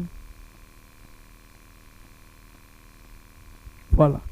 Qui conduit son peuple à toute la vérité. Yenye kunaongoza watu wake mukweli yote. Et il est la vérité. Na yeye ni ukweli. Connaissez-vous que Jésus est la vérité? Munajua kusema Yesu ni Oh, ukweli. combien nous sommes heureux ce soir Mara ngapi tunafurahi asubuhi magharibi wala asubuhi. de savoir que les Écritures ne peuvent être brisées Mkujua kusema andiko haiwezi kuvunjwa. et de savoir que ce même et nous conduira et dans notre présence ce soir, Na kujua kusema ile richo tuongoza ou plutôt nous sommes dans sa présence ce soir. wala tuko mwepo yake hii asubuhi. Que cela nous conduira de la maladie à la bonne santé. Ile tetuongoza kututosha mu magonjwa kupeleka mu afya njema. Cela nous conduira de nos afflictions à la croix. Itetuongoza kutosha mateso yetu mu furaha. Cela nous conduira de l'affliction à la bonne santé. Itatutosha mu mateso na kupeleka mu afya Cela njema. nous conduira d'une vie de péché à une vie de sainteté, Itatutosha mu maisha ya dhambi na kupeleka mu maisha ya utakaso. mise à part en Dieu. Yenye liweka pembeni na Mungu. Cette présence de Dieu est toujours là. Hii uwepo ya Mungu ikupaka hapa. Jésus a dit, Yesu alisema, je suis avec vous tous les jours jusqu'à la fin. niko na mwe kila siku mpaka na kumwisho. Et nous nous approchons de la fin. Na tuko na karibia mwisho. Comme Jésus donc l'a confirmé, Sa vile Yesu alihakikisha, cet conducteur était avec lui au jour où il s'était manifesté aux Juifs, ile licho kuongoza ilikuwa pamoja naye musiku ile alijionesha kwa Yuda. avant la fin de cet âge de l'église pour les Juifs, Mbele ya mwisho ya kizazi ya kanisa juu ya Yuda, ou plutôt de leur dispensation, wala ya neema yabo. il l'a manifesté en regardant à travers les de Dieu. Alionesha mkuangalia mujicho ya Mungu. Il a fait la même chose pour les Samaritains. Alifanya tena ile kitu mmoja juu ya Samaria. Et maintenant, il reste nous les gentils ce soir. Et il reste nous les gentils. Asa kuna bakia shema taifa. Il a parlé, on commence à changer au lieu du soir, on parle du matin. Et ce matin, Dieu nous regarde encore à travers ce même œil. Na hii asubuhi Mungu anatuangalia tena mwile licho moya moya. Car Christ est le même hier, aujourd'hui, éternellement. Maana Kristo ni sawasawa leo, jana na hata milele. Il regarde encore à travers les de Dieu autant qu'il le peut. Eko naangalia tena ndani ya jicho ya Mungu mwakati Sa wote. présence et sa puissance qui sanctifie Uwepo yake iko natakasa pour nous purifier. juu ya kututakasa. Et il nous a appelés à être ses fils et ses filles Na alituita juu tupate kwa watoto wake wanaume na pour nous wanawake. utiliser comme des sceptres ou plutôt des serments dans les sceptres Na juu ya kututumikisha, pour continuer à regarder à travers les de Dieu, juu ya kuendelea na kuangalia mulicho ya Mungu, voir ce qui était, kuona kile kilikuyaka, ce qui sera. kile kitakuya. Et nous ne marchons pas dans les ténèbres tant que nous regardons à travers l'œuvre de Dieu. Na atutembee mugiza wakati ile tunaangalia mulicho ya Voyez mes Mungu. frères, Unaona nduku, si nous regardons dans cette œuvre de Dieu, kama tunaangalia mulicho ya Mungu, personne ne peut marcher dans les ténèbres. hakuna mtu anaweza kutembea Parce mugiza. qu'il a été dit dans Psaume Maana mzaburi imesemwa que même dans les ténèbres, cette voie. ya kusema hata mugiza ilicho Nous kunaona. lirons ça. Terminons d'abord ici. L'œil de Dieu reflète sa volonté, Jicho ya Mungu unaheshimia mapenzi yake, reflète son esprit, iko unaonekanisha roho yake, reflète sa parole. iko unaonekanisha neno yake. À quoi servirait notre instruction? Asa majifunzo yetu itatusaidia kunini? À quoi servirait tout notre enseignement ou toute notre théologie? Mateolojia yetu itatusaidia kunini? Notre instruction, Mafundisho yetu, notre enseignement, maagizo yetu, notre théologie, mateolojia yetu, même nos études ne sont rien. haina kitu, Ce sont des histoires qui vont rester. ni mabitu Dieu ne itabakia. compte pas sur ça. Mungu ashangalia yake bile. Alléluia. Sautons. Mais nous sommes reconnaissants que Dieu est tous les deux. Mais nous sommes tous reconnaissants que Dieu est tous les deux. Na tunashukuru vile Mungu ako na vyote biwili. Et le gouvernail et la boussole. Ni yeye kunaongoza, Il nous fait savoir où nous nous tenons aujourd'hui, yeko natujulisha pale tunashimama leo, ce qui arrivera. kile kitafikaka. Il a dit, Alisema je ne te laisserai point, shita kwa chaka, je ne t'abandonnerai point. shita kwa chiriaka. Regardons donc à travers l'œil de Dieu ce matin Tuangalieni bashi mulicho ya Mungu ya asubuhi, et nous conduit au calvaire. iko natuongoza kwa Kalvari. Alléluia. Dieu m'a aidé. Ça y est, ici. Tu es en train de me troubler, je le vois. Et au calvaire, tout était accompli. Na ku Kalvari yote C'est litimikaka. au 6e paragraphe. Hein. Et au calvaire, tout était accompli. Ku Kalvari yote litimikaka. Il était blessé pour nos péchés. Aliumiwaka juu ya mazambi C'est yetu. par ce meurtrissure que nous avons été guéris. Ni kupitia vidonda yake ndio Chaque tulitunzwa. pécheur qui est ici ce matin était sauvé lorsque Jésus mourut au calvaire. Kila mtenda zambi ule kwa hapa hii asubuhi aliokolewa wakati Yesu alikufa kwa msalaba. Voyez-vous cela? Ce jour-là au calvaire, tu as été sauvé. Ile siku Kalvari uliokolewa. Chaque personne malade Kila mtu mgonjwa a été guéri lorsque Jésus mourut au calvaire. alitunziwaka wakati Yesu alikufa kwa msalaba. Si tu es malade, Kama uko mgonjwa, tu as été guéri lorsque ton Seigneur mourait au calvaire. ulitunziwaka wakati Mwokozi wako alikufa kwa Et tu es msalaba. guéri tout. Na Tu es guéri tout. ulitunziwaka. Dieu guérit tout. Mungu eko natunza Il yote. guérit même la fièvre. Eko natunza hata maungu moto. Il guérit même l'œil qui est malade. Eko natunza hata richo iko Et malali. même ce matin, Hata hii asubuhi il est capable de le faire. eko nawezaje Il kuifanya. en avait déjà fait ça un jour Acha kuifanyaka siku dans la moja maison de Simon. mu nyumba ya Simoni. Alléluia. Où il était invité. Mule balimwalikaka. Une femme qui était là. Mwanamke mwa alikuwa mule. Simon était, Jésus, on l'avait invité dans la maison de Simon. Balimwalikaka Yesu mu nyumba ya Simoni. Une femme s'était approchée de lui. Mke mwa alimchofea. Alors Jésus n'était pas bien accueilli. Asa Yesu akampokelea yake mzuri. Il n'était pas bien accueilli. Akampokelea yake mzuri. Comme il n'avait qu'une robe. Sasa vile alikuwa tuna nguo Je ne sais moya. pas s'il s'était même lavé. Sijua kama linawaka tatu nao. Alléluia. Un sauveur n'était pas bien accueilli dans cette maison. Mwokozi akampokelea yake mzuri mu ile nyumba. Alors cette femme regarda. Sasa ule mke anaangalia. N'est-ce pas Jésus? Huyu si Yesu.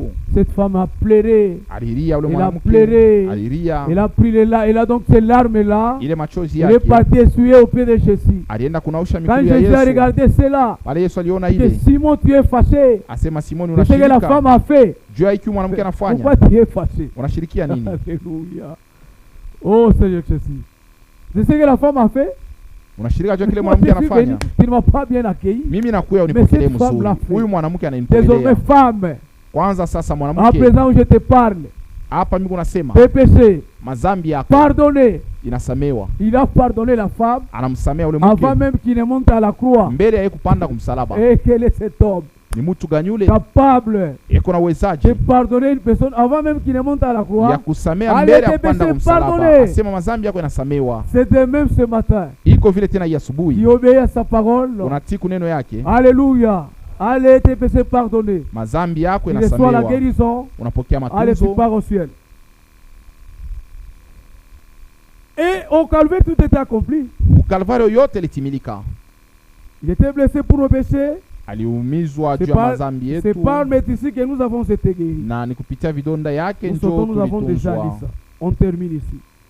Tout ce que Dieu peut faire maintenant, Kyote kile Mungu anaweza kufanya sasa c'est oindre le prédicateur pour qu'il prêche la parole. ni kujaza mhubiri juu ya hubiri Et neno. nous souhaitons, Seigneur, qu'il puisse encore nous oindre davantage. Tuko na mlomba Bwana Ou tujaze placer tena. des dons dans l'église wala kuweka mazawadi mukanisa, pour qu'il vous indique l'œuvre accomplie par notre Seigneur Jésus. juu bamiambie kazi ile Bwana Yesu Kristo alifanya. Que Dieu accorde cela ce matin. Mungu apate kutupatia ile hii C'est asubuhi. ma prière pendant que nous prions.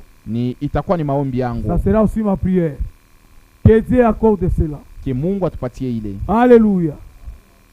Maintenant, Sasa Israël est dans sa patrie. Israeli acha kurudia mwinchi yake. Quand c'était de Dieu qui était avec les prophètes, Wakati ilicho ya Mungu ilikuwa na nabii, le prophète a regardé, nabii aliangalia,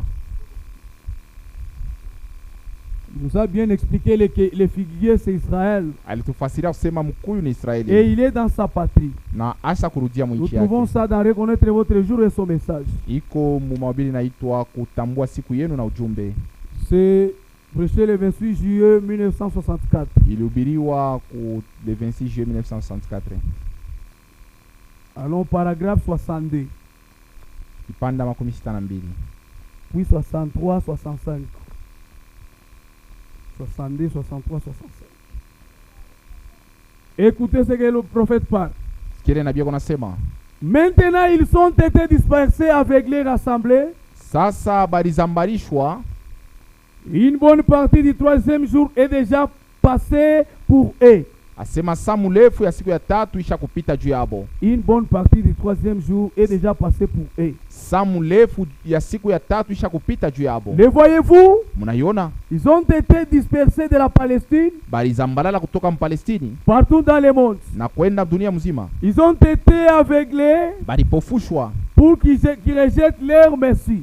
juu batupe masia wabo. Et maintenant, ils ont été rassemblés dans leur patrie, Hapa sasa banakusanyishwa muinchi yabo prêts pour les trompettes tayari juu ya tarumbeta et pour qu'ils reconnaissent l'expiation. na juu bapate kutambua ondoleo.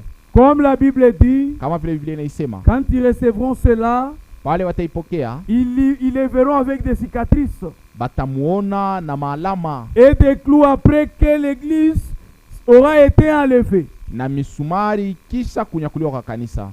Ils doivent recevoir leur Seigneur. Banapasha kupokea Ils ont rejeté Bwana wabo ule balitupa, avec des cicatrices, atakuwa na maalama ya des vidonda clous. ya Mais le misumari. prophète dit que c'est là, Na nabii anasema ile l'église aura déjà été enlevée. pale kanisa itakosha nyakuliwa. C'était de Dieu a fait Ile richo ya Mungu que iliona l'église sera déjà ya kusema enlevée. kanisa itakosha Et nyakuliwa. maintenant ici, ils sont dans leur patrie, Hapa basa rudia mwinchi hapo. attendant leur Messie. Beko na ngojea masia. Alors ils diront, Asa batasema, d'où viennent ces cicatrices? hii maalama ya bilonde inatoka wapi? Il dira, de la maison de mes amis. Atasema inatoka ni mnyumba ya barafiki yangu. Et il a dit qu'ils seront séparés chaque famille Na alisema batagawanyisha kila jamaa, et qu'ils verseront des larmes, batamwanga machozi qu'ils pleureront pendant des jours na kulia mu masiku, comme une famille qui a perdu son fils unique. kama jamaa ile inapoteza mwana botu moja. Souvenez-vous la fête des trompettes? Kumbukeni mwisho ya tarumbeta, Là devait amener cela. ilipasa kurudisha ile Pleurer, être dans le deuil kuria kwa mkirio à cause du sacrifice immolé kwa ajili ya ile zabiu yenye kuchinjwa qu'ils avaient rejeté. yenye balitupa. Nous trouvons ça dans Romains chapitre 11, Waroma verset 7. 11 mstari ya 7.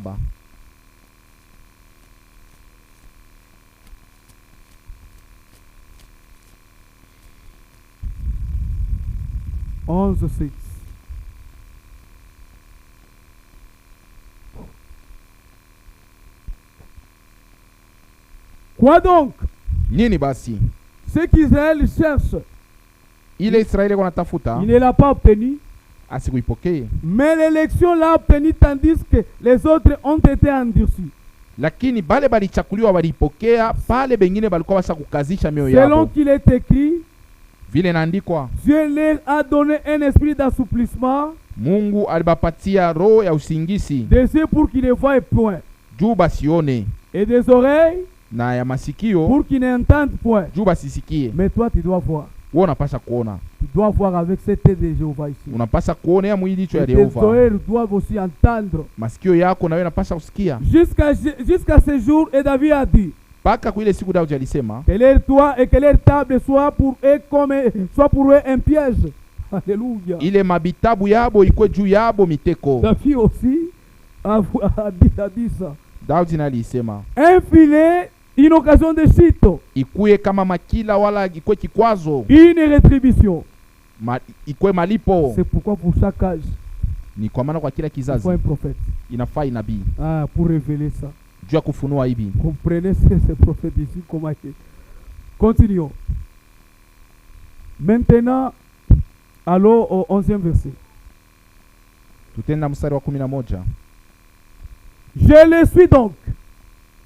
Ni mimi basi, Et c'est pour tomber qu'ils ont branché, eti ni juu ya kuanguka njo balijikwala? loin de là. Haina vile, Mais par leur chute, lakini kupitia kuanguka le kwao salut est devenu accessible aux païens, okovu inaonekana kwa pagani, afin qu'ils soient excités à la jalousie. nabo banachemuka na bwivu. Pour la chute de qui? Juu ya kuanguka kwa nani? Israël. Kuanguka kwa Israeli. Alléluia.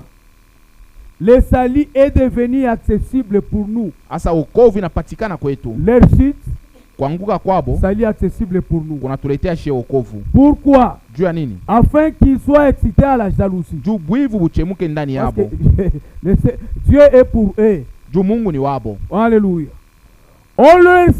Si leur chute a été la richesse du monde, Na kama kuanguka kwabo kulikuwa ni utajiri wa dunia, et leur amoindrissement la richesse des païens, na kushindwa kwabo utajiri wa wapagani, combien plus en sera-t-il quand ils se couvriront tous? asa itakuwa mara ngapi wakati bote batageuka? Donc ils sont voilés. Ni kusema basa kuba Et une voile ne quitte finika pa macho na ile que pazia itatoka lorsqu'on est converti à Christ. mpaka pale unamgeukia Kristo. Aujourd'hui, Leo je suivais ça même, je crois, à la télévision hier.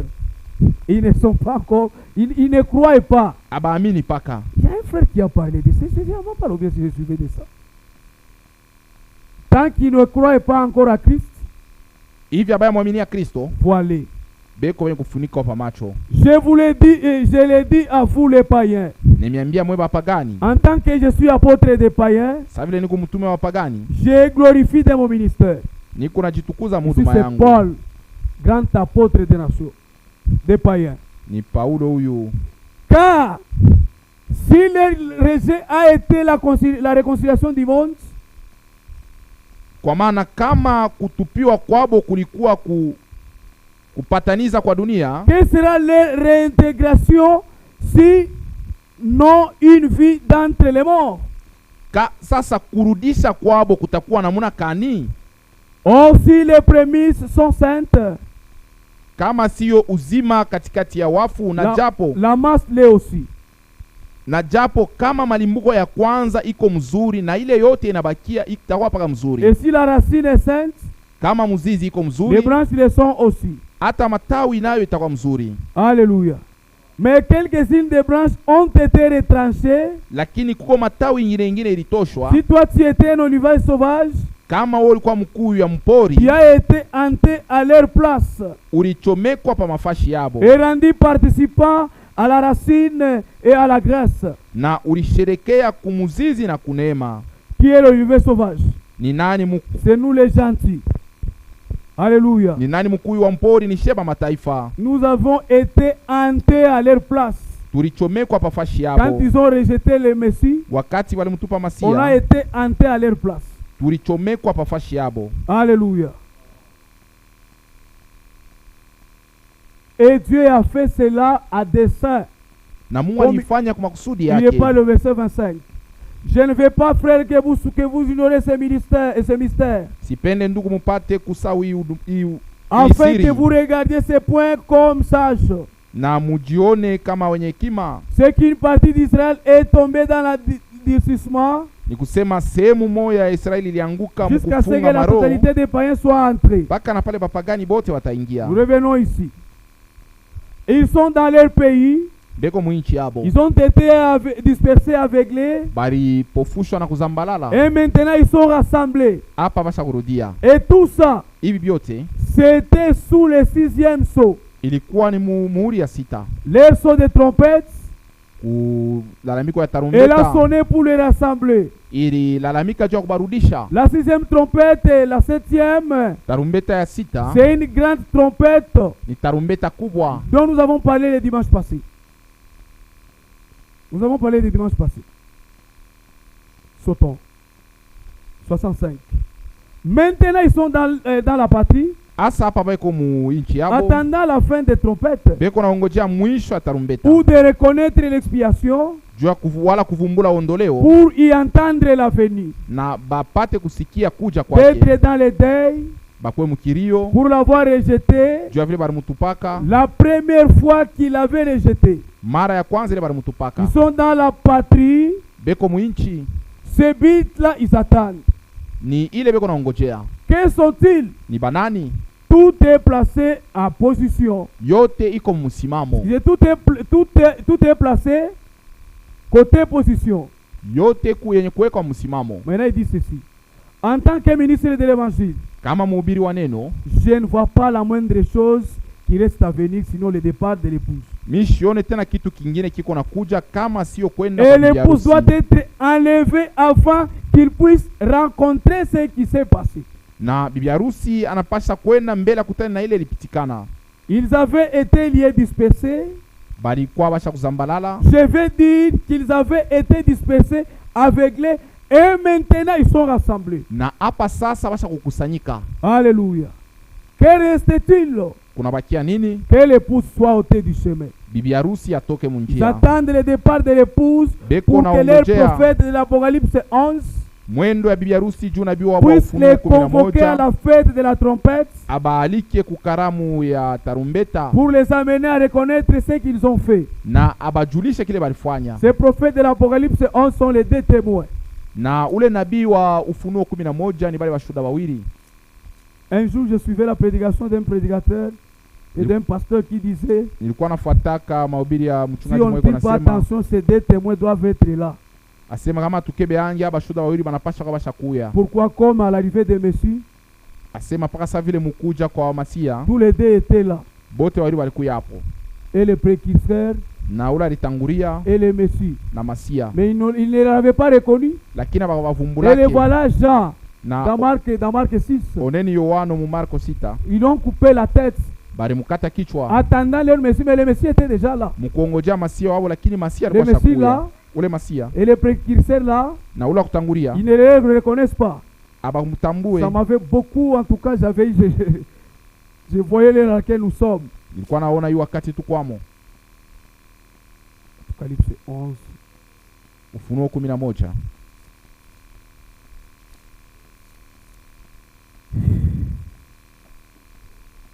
Deux.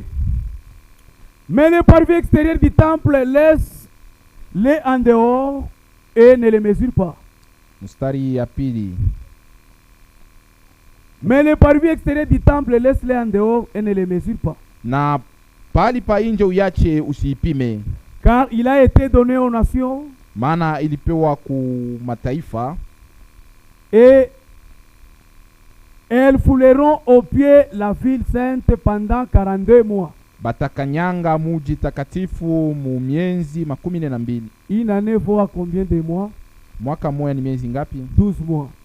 Ni miaka 12. Quand vous faites bien les calculs, ça sera 3 ans et demi. Mkifanya hesabu mzuri hapa ni miaka Toi. 3 na nusu. Je donnerai à mes deux témoins Natapatia bashuda yangu le bawili pouvoir de prophétiser, uwezo wa kutabiri, revêtis de sacs pendant 2260 jours. kadiri ya masiku 2016. 2016. Ces deux témoins, le prophète parle, il explique bien. Hapa nabii wanafasiria mzuri Les deux témoins. bale bashuda bawili. Reconnaître votre jour. Les deux témoins. Voilà. Reconnaître votre jour et son message. Tambua siku yenu na ujumbe.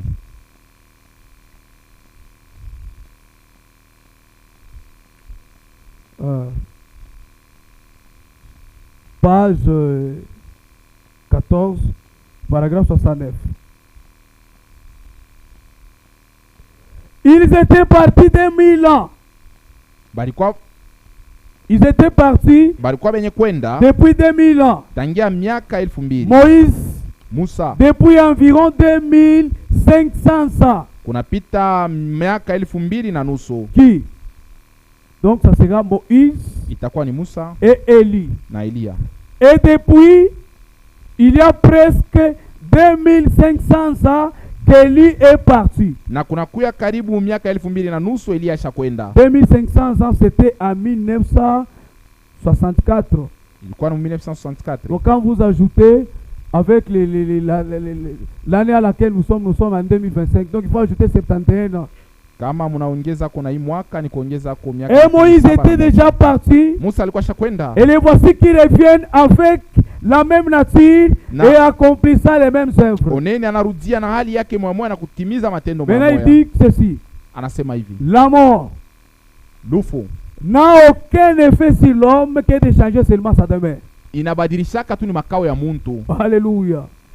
Et ne change pas votre nature. Aibadilishake hali yako. Et ne change pas votre foi. Aibadilishake imani yako. Et ne change rien en vous, sinon votre demeure. Lufu alubadilishake kintu ndani yako, unabadilishaka tu ni paka Si makao. tu meurs pécheur aujourd'hui, Leo ukikufa mtenda zambi, tu n'arranges pas ta vie, au tengeneza maisha tu ne yako, mets pas en ordre ta vie, au pange maisha yako, tu n'as rien changé. au geuke mkintu. Tu as changé seulement la demeure. Ni makao tu inabadilika. Tu es pécheur ici, Uko mtenda zambi tu hapa, meurs, unakufwa. ce sont les actes qui t'accompagnent. Matendo ndio takusindikiza. Tu es sauvé ici, Unaokolewa hapa. là-bas aussi sauvé. Kule nakosha Et kuokolewa. puis vous devez savoir Na mnapaswa que kujua nous sommes des montes de ya terre. kusema tuku tu ni bipande ya bulongo. Le prophète le dit. Na bieko na Nous isema sommes donc, nous qui sommes ici, shebe nyeko hapa nous sommes les montes de 3 Z. tuku tu ni bipande ya udongo. Ah, vipande kishukuru ya ku 3 Z. La mort ne change rien. Lufu alubadilishake kitu. Continuons. Alors, quelle que soit votre nature ce matin, Ingawa hali yako ya asubuhi, si vous doutez la parole de Dieu, kama unashakia neno ya Mungu, vous douterez là-bas. utashakia na kule. Peu importe combien vous êtes saint, Hata mara ngapi kumtakatifu, la vie que vous menez, maisha ilo kunapitisha ulo la kunaishi, bonne vie que vous menez, maisha mzuri ilo kunaishi, la mort ne changerait pas les moindres du monde. lufu alutageuza mo kitu, Elle changerait votre demeure. itageuza tu ni Si makao. vous n'arrivez pas à accepter toute la parole de Dieu telle qu'elle est écrite, Kama unakatala kuichika neno ya Mungu vile inaandikwa, vous ne le ferez pas hautaifanyaka là-bas. hata ile ngambo. Alors, ne vous en faites pas. Asa mshishutuke, Vous n'y serez pas. Vous n'y serez pas. hautakuyako. Ah, si tu es pécheur, tu ne changes rien ici, Kama uko mtenda zambi hapa tu ubadilike, ne seras pas au ciel. na kule ngambo usakuyako. Alléluia. Oh mon Dieu. Maintenant, nous parlons de cette aide de Dieu. Tunasema juu ya ilicho ya Mungu. Lisons Psaume. Tutasoma Zaburi. Je vois qu'on ne peut pas terminer. On ne peut pas terminer. Psaume 139. Zaburi 139. 139. On commence au verset 2. Tutaanza hapa mstari yake ya pili. Si toi tu n'étais pas là au milieu de la semaine, écoute.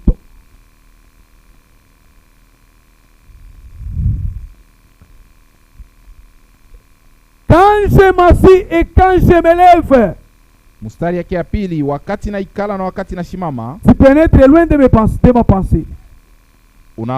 unaona mzuri mawazo yangu. Tu sais quand je marche Unajua wakati niko et quand je natembea me couche, na wakati mimi nalala. et tu pénètres toutes mes voies. Na unajua mzuri manjia yangu. Car la parole n'est pas sur ma langue, Maana neno haina palurimi yangu, et que déjà, ô Éternel, na tena wa milele tu la connais entièrement. unajua mzuri. Donc, avant que la parole ne soit sur la langue, Mbele useme neno palurimi ce yako. grand aide de l'Éternel Ile richo kubwa ya la milele connaît entièrement. inajua kile unatafuta kusema. Tu m'entoures par derrière et par devant, Uko wenye unizunguluka kumkongo na kumbele. et tu mets de ta main sur moi, Na usha kuweka mkono yako yulu yangu. une chance si merveilleuse au-dessus de ma portée. Elimu ya damani sana iko juu Elle est yangu. trop élevée pour que je puisse la chasser.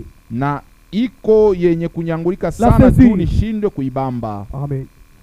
Où irais-je loin de ton esprit? Taenda wapi mbali na roho yako? Alléluia.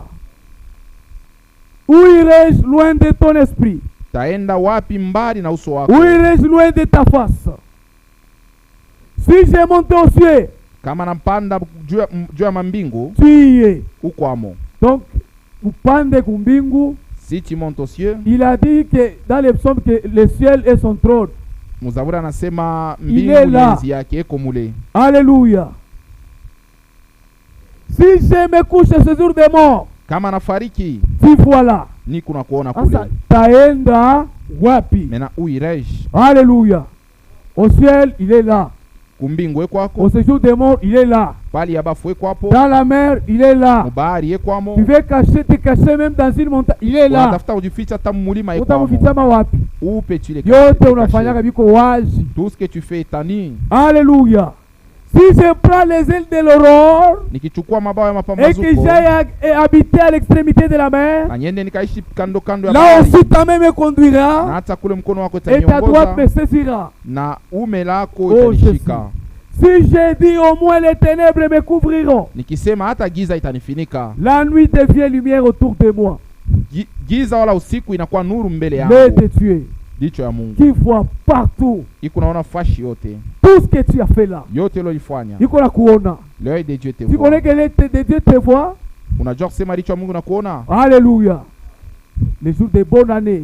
Siku ya bonane, Tu connais ce que tu as fait? unajua vile ulifanya Le 1er janvier. siku ya bonane? Ce que tu as fait, Kile ulifanya il n'y avait personne. hakukuwa mtu, Il y avait ton père. hakukuwa baba Mais l'œil yako, de l'Éternel t'a fait. jicho ya milele Et tu ilikuona. as eu même la grossesse. Na ulipataka na mimba, Tu es allé avorter ça loin. unaenda kuitoshea mbali. Alléluia. L'œil de Dieu te voit. Jicho ya Mungu Tu inakuona. es un meurtrier. Uko muuaji. Oh, je sais. Si j'ai dit au moins les ténèbres me couvriront, la nuit devient lumière autour de moi. Nikisema giza itanifinika, usiku Même inakuwa les- mchana, wala inakuwa nuru juu yangu. Même les ténèbres ne sont pas obscures pour toi.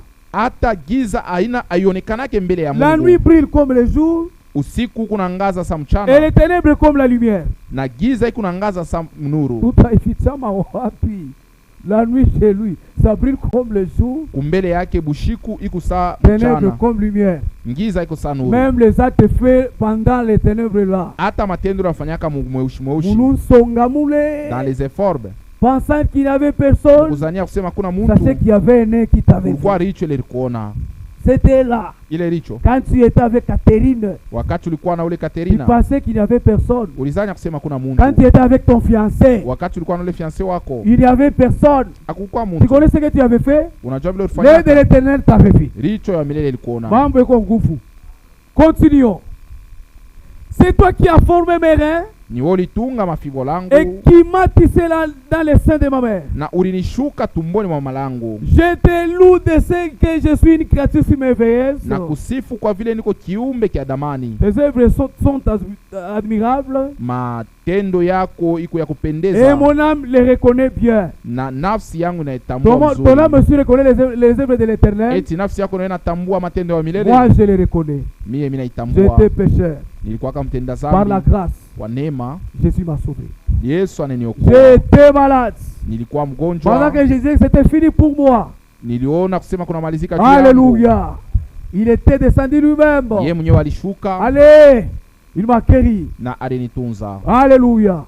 Pendant que j'avais réclamé quelque chose du haut de la chair ici, les jetis. Niliomba kitu kimoja kumimbali Oh, kumkazine. J'ai reçu le conseil des hommes de Dieu. Nilipokea shauri ya Qu'est-ce watumishi qui ya m'est Mungu. arrivé? Yeye alifanya nini? Pendant les 2 jours, je n'ai pas eu sommeil. Mwile masiku mbili J'ai shikulale. connu des attaques du diable. Shetani alilipika sana, Mais lakini l'œil de Dieu licho ya Mungu était un asile pour moi. inakuwa ni fasha Écrasé. mikufichamia. Alléluia. Nous continuons. C'est toi qui as formé mes reins. Ni wewe ulitunga mafibo langu, Tu m'as tissé dans les seins de ma mère. ulinishuka tumboni mwa mama Là, on a langu. déjà lu. Mon corps n'était point caché devant toi Mwili wangu haikuwa yenye kufichama mbele lorsque yako, j'ai été fait dans un lieu secret, wakati nilifanyishiwa mufashi ya siri, tissé dans les profondeurs de mer. mukushukiwa mu mauketo ya Utakimbia udongo. wapi? Hakuna kwa kukimbilia. Il n'y a nulle part où tu peux t'enfuir. Mandenu Rikongola. Tu as pris des dettes. Celui que tu as endetté Ule ulikongola est déjà décédé. ashakufa. Tu as pensé que c'est fini. Unazania usiku Les kunaisha. te voix. Licho ya Mungu nakuona. Alléluia. Et même tes pensées là, Na hata ile mawazo yako. tu fais même aller empoisonner ton prochain au travail. Huku napenda kwenda kuiana sumu Tu mkazi. as à cause de la haine et de la jalousie. Juu ya chuki na bwivu. Quand tu es béni, Dieu élève ton frère, Mungu akipandisha ndugu tu yako deviens jaloux. unakuwa na bwivu. Dieu est Dieu tes foi. Licho ya Mungu Change la unakuona unapasha kugeuka. Alléluia. Continuons.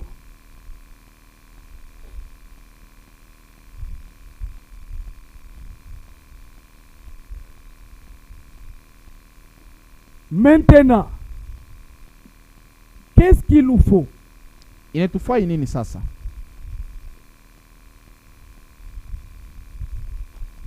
On peut retourner quelque part. Les déçus.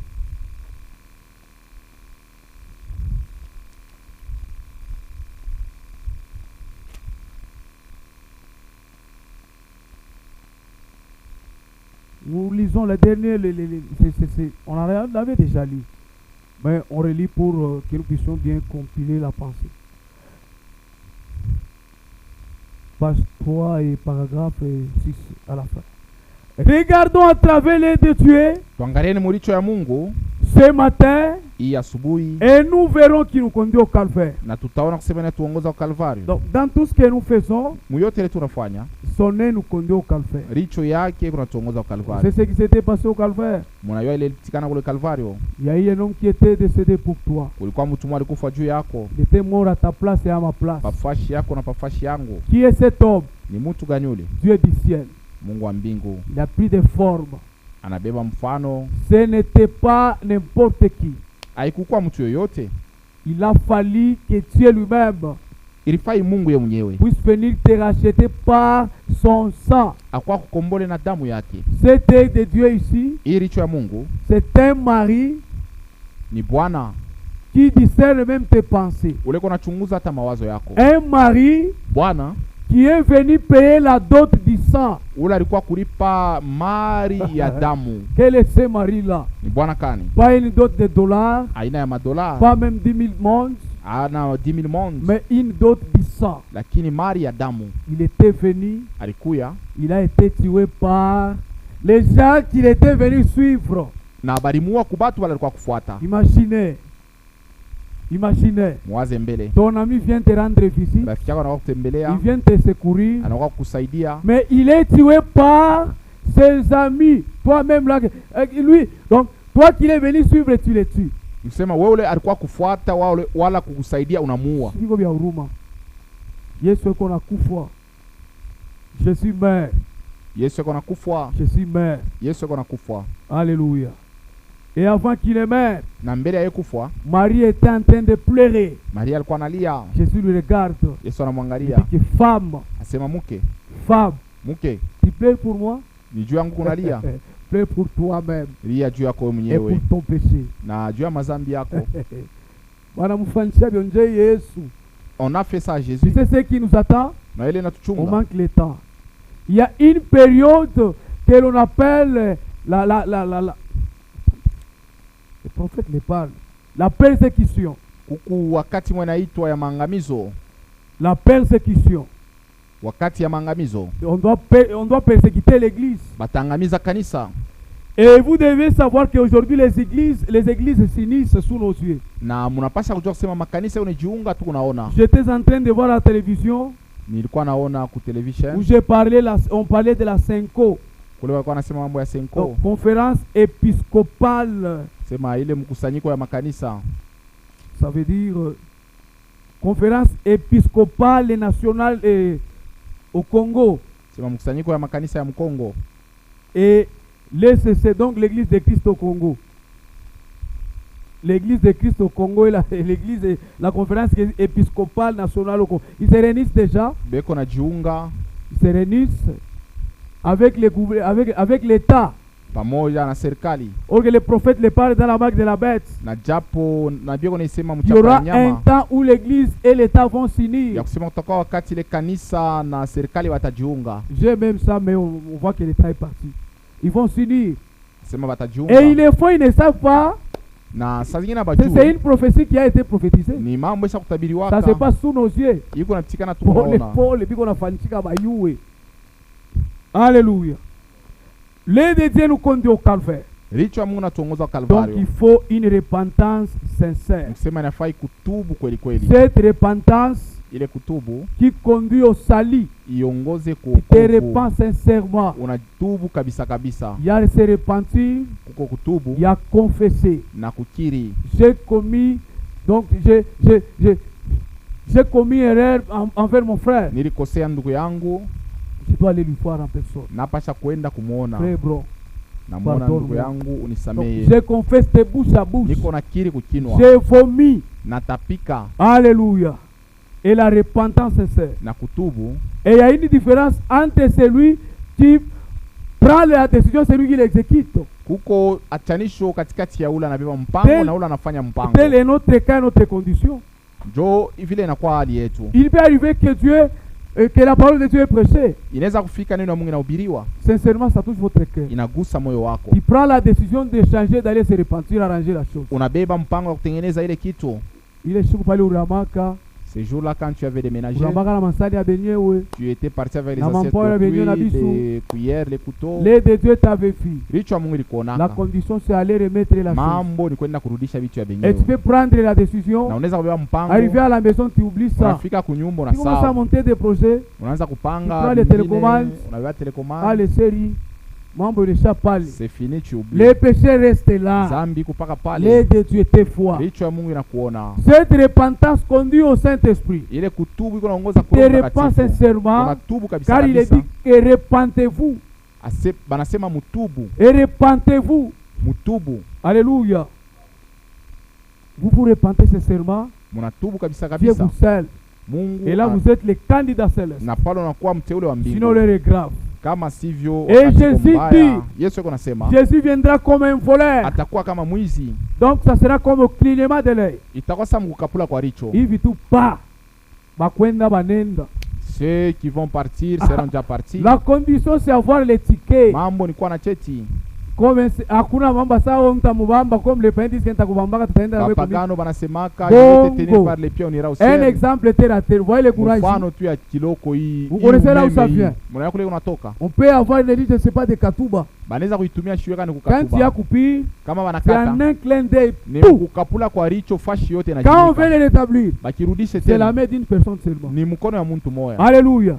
Il arrive seulement là-bas, Anafika tu kule pas ananyonga dans toutes les maisons. mu manyumba yote, Que ce soit Katuba, mkatuba Briquet, kubrike Mahembe, maembe partout, fashi au yote même moment, pas. pale Alléluia. pale binawaka. Ça s'allume. C'est comme ça que ça sera même l'enlèvement. Ndio vile unyakuli vitafanshika. Si tu restes, mon frère, Kama unawakia ndugu tu yangu vas regretter. utauzika. Parce que la Bible dit Biblia que inasema les hommes auront comme ennemis les gens de leur maison. batu batakuwa na badui ba munyumba yabo.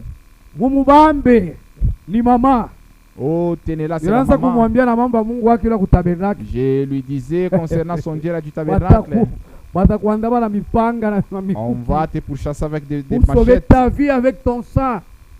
Parce que tu négligeais la parole de Dieu. Juu ulikuwa nasula neno ya Mungu. Alléluia.